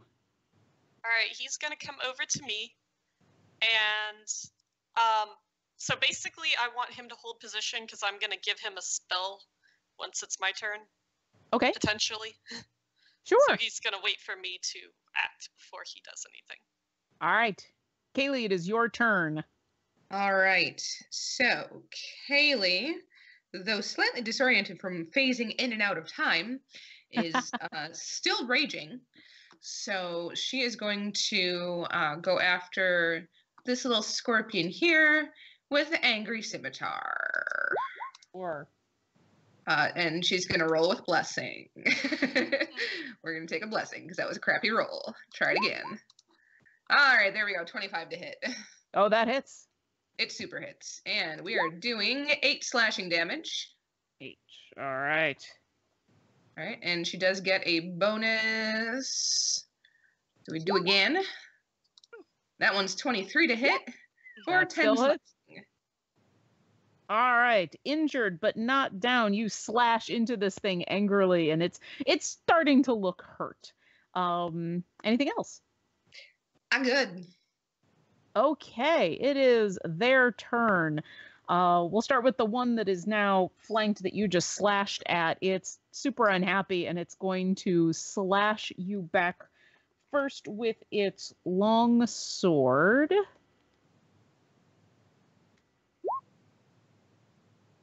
It's going to be an 18 to hit. Yeah. All right, that's going to be 6 slashing damage. And then it is going to strike you with its stinger. And it's going to call out to a different god. It's going to say, Mikey, guide my stinger, Mikey. And he's going to try again. I don't think, does a 15 hit? Nope. All right. He is super disappointed in Mikey. The one on Nox is going to do something similar. So first the longsword.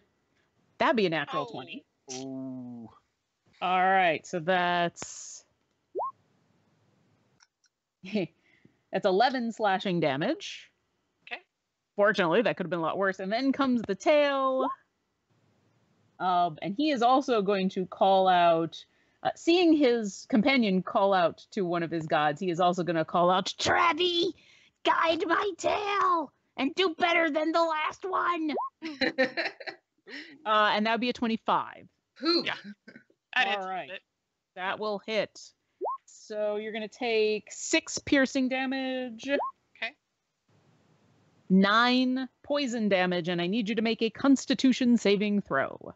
Alrighty. I'm going to use a blessing. I'm going to just roll it again, and I will call my god in a second. 24. Excellent. Your god grants your wish and saves you from this poison. And I say, oh, Mo, what was that about? Thank you. Finally, the one that is over on Grack is going to also, with the sword, that would be a natural 20. Oh, No. stop it. That's 17 slashing damage. He hits you pretty hard. He's going to try to sting you. He is also going to call out to one of his gods, and he's going to say, Blue team! All the other gods have been failing, but you will not fail for me! And he's going to probably fail. I'm assuming, I don't think a 15 hits. Ooh. All right. So stingers all around are just failing miserably as these guys, their gods, don't like them anymore. Nox, it is your turn. Alright. I will go for my change a heavy axe here for my buddy. Still raging. Great axe. I feel like I need to try again with the blessing of a god. I will call upon Demono. Give me strength. And try Blessings are coming fast and furious. again. Yeah. 23. Woo, that hits. Alright. 13 slashing damage. All right. Anything else? Yep, I'm going to use my second attack with the great axe again. 18. That hits. Axe away. 13 slashing again. Oof. All right, you managed to actually slice off one of its many legs, and it hisses and rears at you. Anything else? Couldn't take off the stinger? No? Nah, that's gonna take a little more damage. Alright. Nope, that's it. I'm just going to hold my spot there. All right, Grack, it is your turn.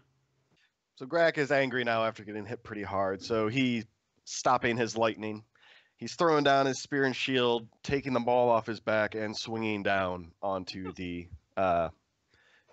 scorpion dealie in front of him while screaming Sure. out, "Guide me, Mowatts."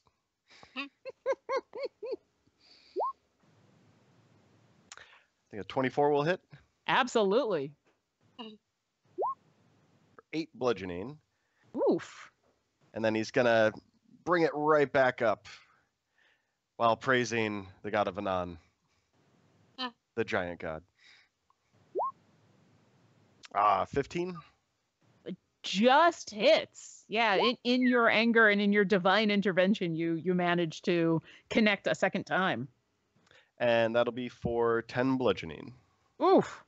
All right. You are hurt, but it is looking even more hurt, and the two of you are kind of at each other as blood is pouring out of various wounds. Anything else? That will be it. All right, Delphin, is your turn. You've got Alright. your shiny new fun orb. Yes, I do, but I can see Kaylee's really hurt, so I'm not actually going to use it yet, and instead I'm going to cast Cure Wounds and have Devin carry it over to her right now. Okay. He still has movement left, so I'm going to one cast thing- that. Do you have does he have to use any resources to cast that spell? No. Okay. It's just a Okay. touch spell, so I Okay. just cast it and then he carries it over and he's going to touch you on the shoulder. And you are going to... I'm going to go ahead and cast it as a second level spell because you are pretty hurt. Okay. So do I roll? And Okay, go ahead. so I did not roll very well, so Yeah. you get 7 health back. That'll do. 7 is good. Thank you, friend. Yeah, you feel the slightly familiar claws of Devin dig into your back, and they don't hurt. All of a sudden, you feel this warmth pass through you as healing happens. Anything else, Delphin? Nope. Get a nice scritchy massage. All right, Dantic, it's your turn. Seeing that Kaylee looks a little bit better, I'm just going to strike at this this scorpion douchey with a nice normal punch. Okay, 18 to hit, that does. okay, and that'll be 9 bludgeoning damage. Okay. Then I'll take a second strike at him. 23 to hit, Oh, Hey, yes. good. and that's a 10. Ooh, okay. And with my final bit, yeah, I'll just take him out then, I guess, if he's still standing. He is. Critical damage. Oh, I, Well, it looks like he's going down. That'll be a 11 total. All right. You bam, bam, bam into the sides of this thing, just doing all sorts of damage. It is still standing. It's listing to one side, and the tail, which used to be rigid and upright, is drooping a little bit more, but it Oh. is still alive. I thought that was Anything the else? one that I did damage to before, wasn't it? The one behind Oh. you was the one that was still fresh. Both of them have taken some damage. This one still has a little bit of health left. A tiny, like, you glare at this thing and you feel like a stiff breeze could blow it over. Hey, Dip, Okay, bring a stiff breeze. and then I'll end my turn by running up over to near Nox, and I'll stop there. Okay. Are you going to Step of the Wind, or are you going to take an attack? I'm going to take an attack. All right, it's going to try to slash out at you with its long sword. Yeah, but I don't think a 12 is going to hit you as you run by. Nope. All right. It is Devin's turn. okay. All right, well, Devin is going to swing around, get right behind this guy here, and try and claw him Okay. with his little scritchy claws, and help out Kaylee. So let's see. Oh. What is going on with my advantage rolls? That's the 3rd time I've rolled the exact same number. And both crit Messed up. fails. Oh, both claws come out and just claw the air. It's just unable to really find any purchase. And your hawk looks super sad. What All are right. the chances? Anything else? No, he's gonna just like look really sad as he really couldn't do anything. It's not a Aw, good day for the flying creatures. it is not. All right, Kaylee, it is your turn. Your friend's hawk looks super sad, but is now offering you flanking. Correct. All right. So we're going to try and finish this buddy off with the scimitar. And that's a crit. Woo! Nice. God, that's the second crit on this guy. Go ahead and roll damage. All right. All right, 15 slashing. Okay. So your monk friend had just pummeled this thing almost into the ground and then flew across the battlefield, just super confident in your abilities to take it out and not wanting to disappoint. You pound with your scimitar into this thing, chop off its tail, and then stick it right in its heart, and it falls over dead. Yes. Brutal. Yeah. Super brutal. We'll just move these guys off to the side. Anything else you'd like to do? Let's see. Oh, they still got 2 of them up there, huh? Let me see how far can I get in there. There are still 2 of them. That's 35 feet. Okay. So I'm gonna come up here and do some flanky flank over here. Okay. Anything else? That's it. Okay. These guys are looking fairly hurt. They've seen 2 of their friends go down, and they are unhappy about all of life. Give me a second. I need to... Just in general. While I you're have doing so that, much- Obo, I just Yes, wanted go to for it. pop in and give some shout outs to some donations. Our good friend Reagan has helped us out, so thank you very much.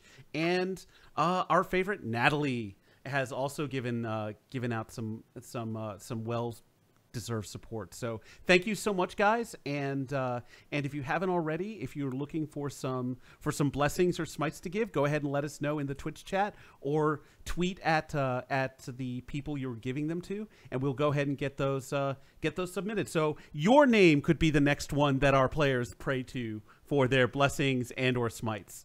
And thank you so much for your support there. And now back to the game. It's almost as if in the middle of this battle, you hear Andahar giving a weird commercial about donating to a good Listen, cause. Andahar he's at the edge. You guys are testing him. All right, the final 2 guys are gonna lash out in anger first. This guy is gonna lash out at who is he gonna? Yeah, he's gonna go after Dantic. He's going to first with his longsword, sorry. And he is going to call out once again to his god as he feels RV sniper, help me! Screw you, RV sniper! As he rolls the same 2 twice in a row, he is then going to try to hit you with his tail. And he is going to call out to the evil gods once again and say, RV Sniper has failed me, but Damono will not. Yes, he will. That's still a 17. Does that hit? No, it doesn't. All right. He is super sad in his feeling about becoming an atheist, basically. The other one is going to first slash at Nox. Wait, And No. the one that's not This headed Dantic is bottom, isn't it? no, the one that went after Dantic is... Oh, I'm sorry. Yes. So the one with is that one. That one is going to go after Kaylee. Sorry. Okay. That would be a 9, though. That's not going to hit. Negative. And then with its tail, it will also... It's going to glare at the other one and say, you pray to the wrong gods. You must pray to Jonathan. Or not. Or maybe not. That'd be a 15. Nope. Oh, wow, these guys suck. Let me see something real quick here. Oh, yeah, they're screwed. Okay, this one, now that he has tried to attack, is going to... they're both going to start looking around like, this is a bad idea. We shouldn't have been here. Nox, it's your turn. Okay. Would I be able to tell how much these scorpions weigh approximately? Like how big they are? Roll a perception check. Okay. I'm going to use one of my thingies to be with advantage. Probably. Well, I'll roll it first and then we'll see. Perception. 19. Yep. No blessing. Oh, yeah. Given their size, they're considered large, so they're pretty big. They are heavily armored. They are wearing, they're holding heavy weapons. The stinger on this thing is massive. So you think these things could be maybe about 350 pounds. They're huge. Okay, I can carry about 500 pounds. Okay. So I would like to try to grab onto the scorpion because I'm still flying, right? Yeah, it hasn't been 10 minutes yet. Okay, I want to grab the scorpion and fly 30 feet up in the air with it. Okay. So first you're gonna want to try to grapple it. Go ahead and make a strength check, and he'll try to oppose you. Okay, let me see if I need to. Yeah, I'm gonna get a blessing on that one instead. Yeah. Try again. Save me, Mikey. Mikey, please keep me straight. 20. Yeah. So it tries to push you away, and you are able to grab this thing, and then you said you're gonna fly 20 feet up in the air. 30 feet. 30 feet. All right. Go up, and now we go bye-byes, and I open my arms and I let him fall. Okay. It's gonna get to make a saving throw to try to grab onto you. So. Okay. And since it is falling, it is going to use one of its pocket gods, Jason, and it's going to try to roll that with advantage. Wow, the gods are cruel to these things. So an 11 doesn't hit your AC, I'm assuming, so it falls. Bye-bye.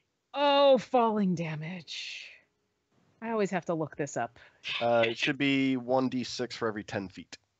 Yeah, and that was 30 feet, so that's 3d6. So let's go for it. Actually, I should let you roll, but I just did. Can I 11. Yeah, you know what? Go for it. And if you roll over an 11, I'll take your result. Why not? Hey!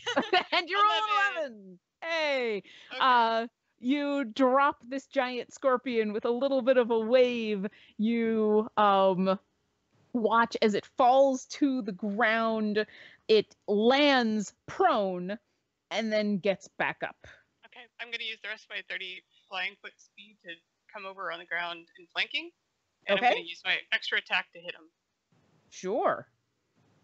All right. 15. That just barely hits, as it's actually it's prone on the ground. Oh, you'd already rolled with advantage. Okay, yeah. You hit it. 12 slashing damage. All right. You do finally manage to chop off its tail, and as the blood spurts out from its many gaping wounds, it dies.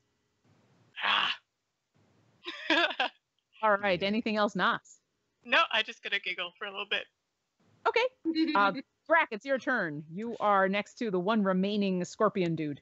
And he's still angry at getting hit hard, so he's coming down with the maul again. 18. That hits. For 13 bludgeoning. So since this is the last creature on the board, and you have managed to make the last killing blow, I will ask you, in the style of the fabulous Matt Mercer, describe in great detail the bloody death of this creature. So I've got my maul out, and he has hurt me pretty badly. I'm angry. I've whacked him around a bunch of times. With my last 2 attacks, knocked his arms away, and I bring this maul down while crying out like a turkey, so just as I smash it just straight through the head.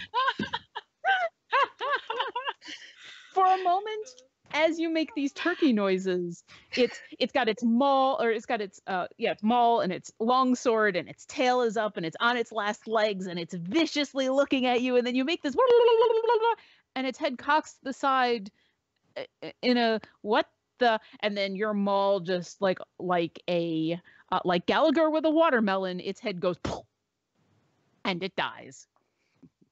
All right. If this is a normal game, I'd give you guys experience.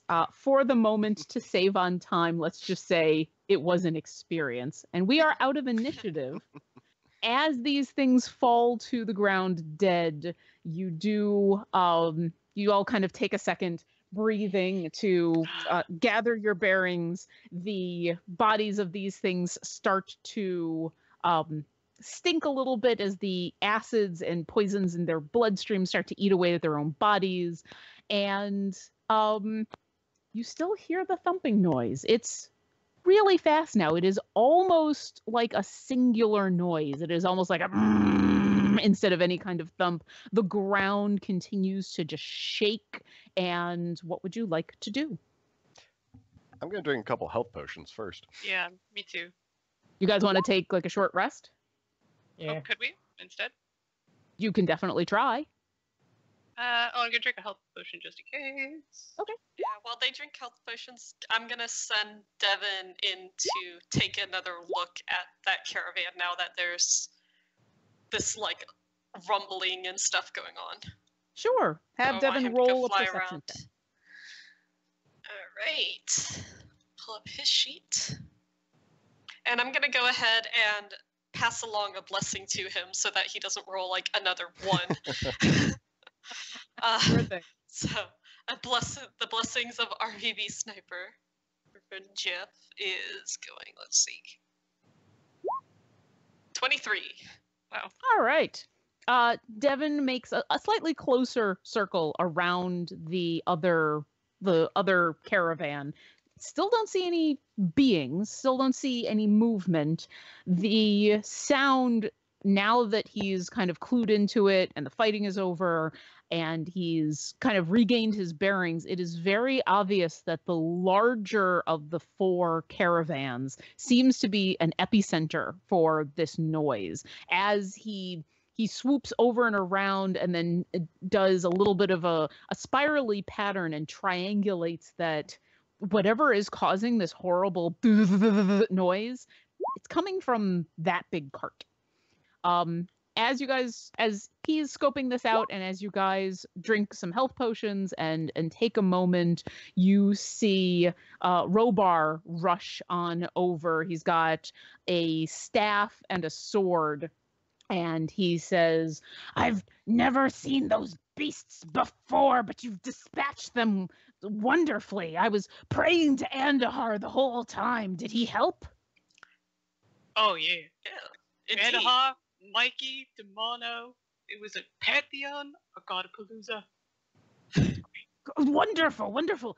But that didn't stop the noise. It's even gotten louder. We've been having trouble keeping hold of the oxen and trying to keep them from running off. Do you know if there's anything that can stop this noise? Okay. Well, Dell's been in a trance this whole time, and she snaps out of it and says, "Well, it appears to be coming from the largest of the caravans, but I'm not sure what's causing it. We could go try to break it." I think we need to check it out." Okay, Yeah, you guys want to go we on need over? to go investigate. Sorcerer's Sweat now.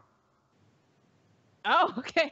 As everybody else wanders on over to the caravan to go ahead and check out what this noise is coming from, you grab the bottle and kind of sneakily a little bit of that sorcerer's sweat. It is the banana-y and cool on your throat, especially after all of the fighting that's been going on. It's refreshing and wonderful, and I'd love you to roll 2d10. Okay. So I got a 10 and a 7. Perfect. So while he's doing that, Dell's coming up to Kaylee and handing her another healing potion because she's still looking a bit rough for the wear. Okay. Worse for the wear, looking a bit rough. Combine them.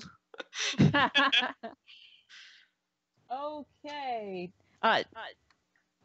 Dantic, you drink some of the sorcerer's sweat, and it's delicious, and you feel the warmth in your body, and then you start to follow your friends on over to the caravan that you guys are investigating and stumble a little bit as you feel this strange sensation that this warmth throughout your body that then coalesces into your face, and you reach up to feel your face to see, is there something wrong? Is something going on? And your hand touches feathers, and you kind of feel around and there's more feathers.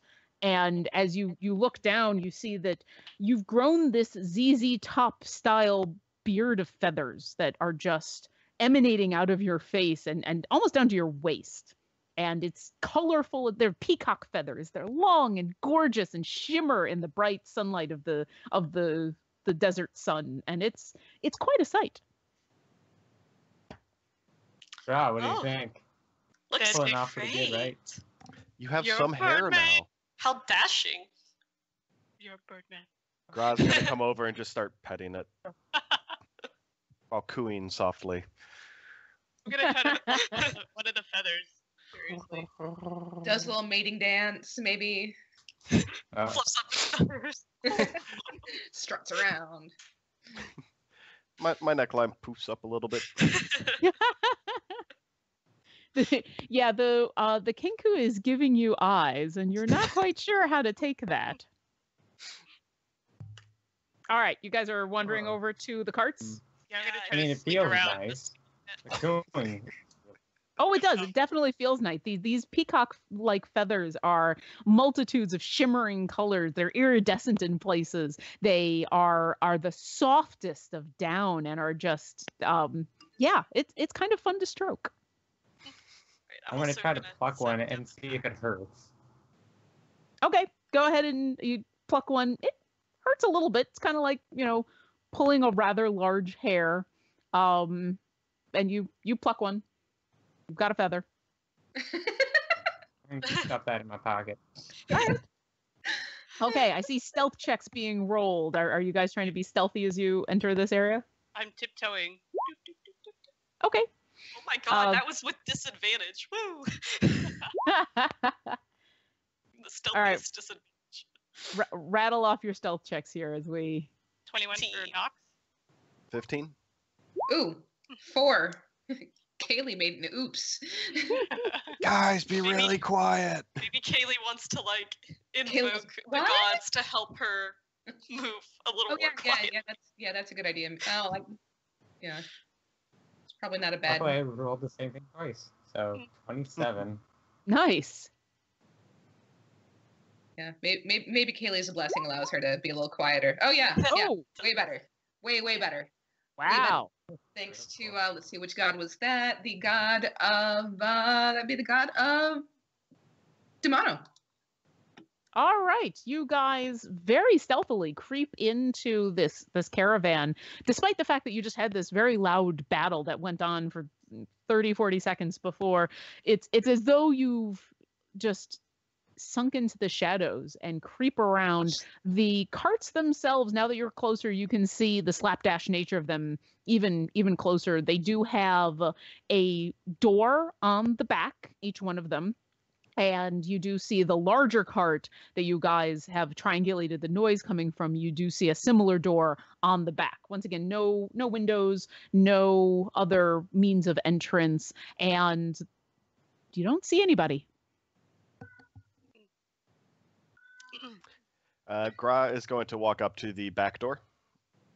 Which cart? The big one. Okay.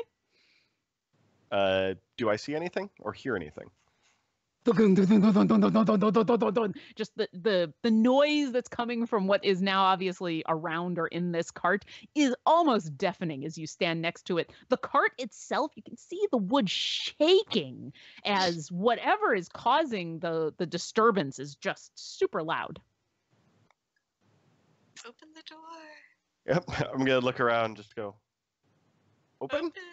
and I'm gonna throw the door down or open. It is locked. Oh. I'm just gonna walk away dejected. No. Okay. And thus ends the adventure. As The end.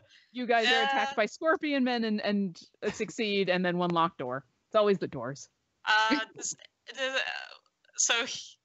We can see the door's locked now. Does anyone have thieves' tools, perhaps? Anybody can pick locks? I point at my axe. Huh? Yeah. That looks like it might be able to knock a lock off. Kaylee Can I has just like carpenter's cast Firebolt? Oh, no, I'll hold off on that. Yeah. Cast Firebolt at the giant wooden structure. I'll wait. Del has a little bit of self-control. I'll come You could over ready it. Do we Yeah, want I'm this- gonna ready Firebolt. do we but want I don't this want door something- open now. Now? Yeah, we Eh? want to see what's making this rattling. Mm-hmm. It's very much rattling. All right. I'm going to take my axe and do an Attack. Yep. All right, roll a attack. Alrighty. 17. Oh yes, you hit a door. Go I ahead and did. roll. Go ahead and roll some damage. 8. Like even over the noise that's coming from the inside around this cart, you guys hear the axe slam into the door. Pieces of the wood splinter and fly off. And as you retract the axe, you've made a decent dent, but you do notice that this is a thick door in a lot of wood. It could take a little while for you to chop this thing down. Okay, I'll try my second attack with the great axe. Sure. Again. 17 again. Oh yes, And it's a door. 10 I'll slashing. follow up while she's hitting it with the axe. I'm going to follow up with my maul. Sure. Go ahead and roll damage. And was that a 17 to attack? And then 11 for me. All right, yeah, the two of you start to wail into this thing, and for the sake of expediency, over the next minute, the two of you just continue to bludgeon until finally a hole is opened up in this door, and you're able to reach in, and you aren't able to actually knock the door in. You find that the door, and actually most of this cart, the wood is super thick, but you're able to make a big enough of a hole that you can then reach in, grab the handle from the other side and unlock it. And the door opens. You guys want to head inside? Well, we'll probably want to look first to see if we can see anything. I would like to cast light on a chunk of the wood and throw it inside of the cart. Okay. The door swings open and you grab a chunk of wood, throw it in. The interior of this thing lights up, and it's a good thing that you did that, because there is zero light inside this cart, and the walls are thick enough that not even the bright sun coming through the door is really enough to illuminate what's inside. As you look in, suddenly there is a bright light from outside, and a rainbow appears, and in the middle of all of you, a very annoyed, increasingly upset Andahar just is willed into existence. Andahar. Listen, Well, you guys, for serious, why? You know what? I saw what happened with that sorcerer's sweat. You guys nearly killed each other. And his eyes narrow mischievously. It's like, let's see if we can do that again. And he whips his horn around, and you all feel like wild magic has been cast on all of you. Uh-oh. Uh-oh. Okay, so the way we're going to do this is we're going to, one at a time, I would like everybody to, let's go ahead and do a D100. So, Nox, why don't we start with you? Go ahead and roll a D100. Okay. And tell me what the number is. 90. 90. Mm. So you feel the spell come over you, and all of a sudden, you are invisible. Nobody can see you. And nobody can hear you. You turn to your companions to ask, what happened? What happened? And for the next minute, you are invisible and mute. Kywin. Okay, rolling. I rolled a 21. 21. All right. You suddenly feel like you are much more dexterous than you were before, and you kind of feel like if only you were in a fight, creatures would have disadvantage of trying to hit you right now. Let's do Delphin. All right. 67. Okay, how long does this effect last? Okay, Delphin, where are you? All right, we're gonna say the nearest creature to you would be Grak. For the next 10 seconds, Grak is the scariest thing you have ever seen. I'm terrified of birds. You are frightened, and all you can think to do is be horrifically frightened by your Kenku friend. Am I running away from him? You are frightened, so yeah, for the next 6 seconds, basically, you can only move away. You can't move towards him, and you can't attack him unless you're at disadvantage, and you're terrified. Dantic, go ahead and roll. Let's see what I get. 92. 92. There's a warmth in the back of your neck, and for the next minute, you feel like you could defy death itself. And finally, Grack. Ooh. A 37. 37. Oh shit. Okay. Do I still have this? Beard of feathers. Beard of feathers. Nope. Your beard of feathers is just fine. Oh shit, I don't have this mini anymore. Okay. Around you feel the spell wash over you and everybody. You watch as your friend gives you the most horrified look that you've ever seen and runs away. And just as you turn to talk to somebody and be like, what? I don't understand what's going on. I need to roll. Okay. 3 creatures pop into existence next to you. They are huge bulbous creatures with tentacles. They're floating in the air with kind of pleasant smiles on their faces. As they appear, they turn to look at you, kind of in the same way that you've just turned in confusion to look at somebody else. They see you, their eyes grow wide, and in horrific voices, the 3 flumps say, "Oh no!" and they immediately flee from you. And Harstance is like, wait, Flump, no, come back. I needed you to. No, we are out of here. And in a voice that sounds a lot like a foreign dignitary, I go, "Flump, bro." So these flumps do not stop for anything, and within a minute, they have vanished on the horizon. Idahar is like, I actually needed those guys. I'll be back, and he gallops after one of them.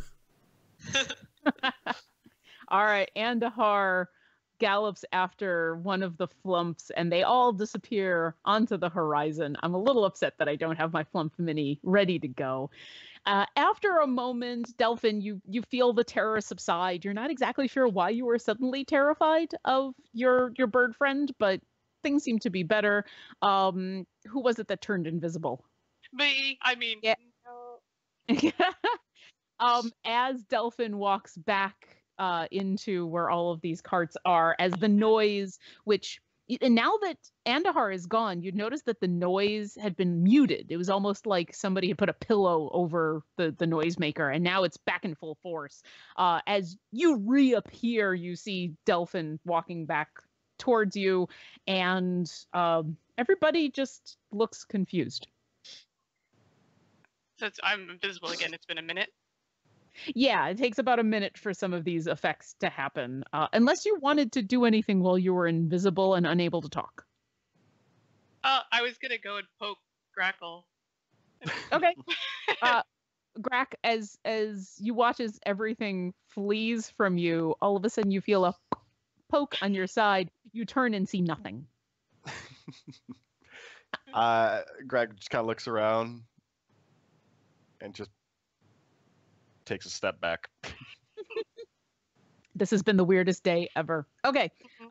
Who is looking inside the now lit up cart? Nox will. She's close by. She's gonna stick her bugbear head in. Okay. You look on in. Thanks to the light spell, you can easily see the inside of this cart. It is empty. And by empty, I mean there's nothing. There's walls, a ceiling, and a floor. There's no furniture. There's no anything for supplies like barrels or carts or crates. It is just a large box with a hole in the middle. And as you kind of you don't walk in, but you kind of raise up a little bit to kind of look over. You see that there is what looks like a 20-foot hole in the center of this cart, and you can see that it leads straight down. Okay. Pop my head back out. There's a hole, and it goes down. It's dark. I say we go in. I'm Down gonna I go walk barging in and cast dancing lights, and I want to stick them basically lining down the hole as far as they can go, which is 120 feet is the max distance. Okay. So they're going to kind of be lined up, and they can only be, I think, 20 feet away from each other or something. Sure. You go ahead and cast this. These little tiny shimmering lights appear and start to gently fall down the hole. As they continue to fall down, they stick to the sides and line this hole, which seems to go for about 70, 75 feet down. There is a rope ladder that leads down, and you can see the sides are mostly the same rock and sand of the surrounding area. It's a round hole. It's not perfectly smooth, but it looks like something has just bored straight down into the ground. And then at the very bottom, the dancing lights do seem to light up a landing where the tunnel itself continues. And as you guys peer over the hole, the noise gets significantly louder. It's almost deafening, not quite. You guys are having to start to yell a little bit over the noise, but you can still hear each other. Suspicious hole. I think we should go down. I go down the hole. You guys are all going down the hole? Should we check the other carts? No. It's up to you. I mean, somebody can go check. I think we should go in Yeah, suspicious we're going down the hole. hole. Hey, Alright, we can I always went- check the other carts when we come back out. That's You- assuming you come back Assuming out, we come back out. which we'll Well, find out Dell short. is gonna assume. Well, we'll find out shortly if you're going to come out of this hole, as we're going to take a short break here. And as you guys plunge into this hole, we'll take our break. And when we come back, you guys will be down in a hole in the ground in a desert with a bottle of sorcerer's sweat and a very pissed off unicorn watching over you. Hey, why All right. are we even mad? Anything else we need to talk about in the stream before we take our break? Jonathan? Not Andahar. I'm not calling Andahar. I need Jonathan. Sorry, we're a little early, but we can vamp for a bit. Let's see. I think we were going to take our We're break. about 10 minutes. Yeah, we're about 10 minutes early because I was going to do like 2.5 hours, and then we were going to take a break. Okay. And then we were going to start again at 3 o'clock. We're at 2 o'clock Pacific. Right. So yeah, we can take a break now, and then we'll be right back at 4.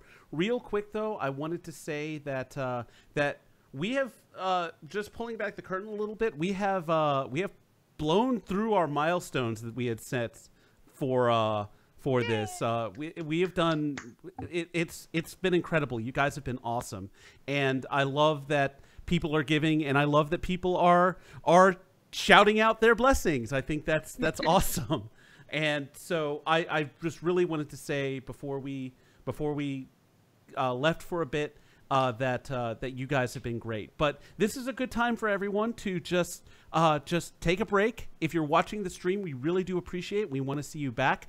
Get up, walk around, stretch. Our good friend Calamity Jamie likes to do this on her streams, where every so often they take a break, and she encourages her audience to also take a break. So I would definitely encourage that there. But We got to set up for the next part of this adventure, and we need to change out a couple of our players. Remind me, who are we unfortunately losing for this afternoon? For the moment, Danetic and Grackal, who I just realized Grackle, who I just realized that, like, I just freaking got it. It took me way too long. I heard somebody say its full name, and I was like, Grackle! Okay, oh my god. Too slow. Way too slow. So we're gonna be back at Alright. around 4. We may be back a bit early on stream to just kind of like talk and get stuff together. But at 4 o'clock is when the adventure continues, and we appreciate all of your support and look forward to seeing you all again. And we definitely before you cut that out. So yes, we're gonna miss our Kenku and our monk friend. Thank you so much for joining us and for playing with us and agreeing to take a break the second half so that we can get in some other players to play. Thank you so much. Bark, bark. And enjoy that feather beard. Oh, I will. This thing is fucking fantastic. See you guys. So, all right, we will be Bye. back. Thanks, everybody.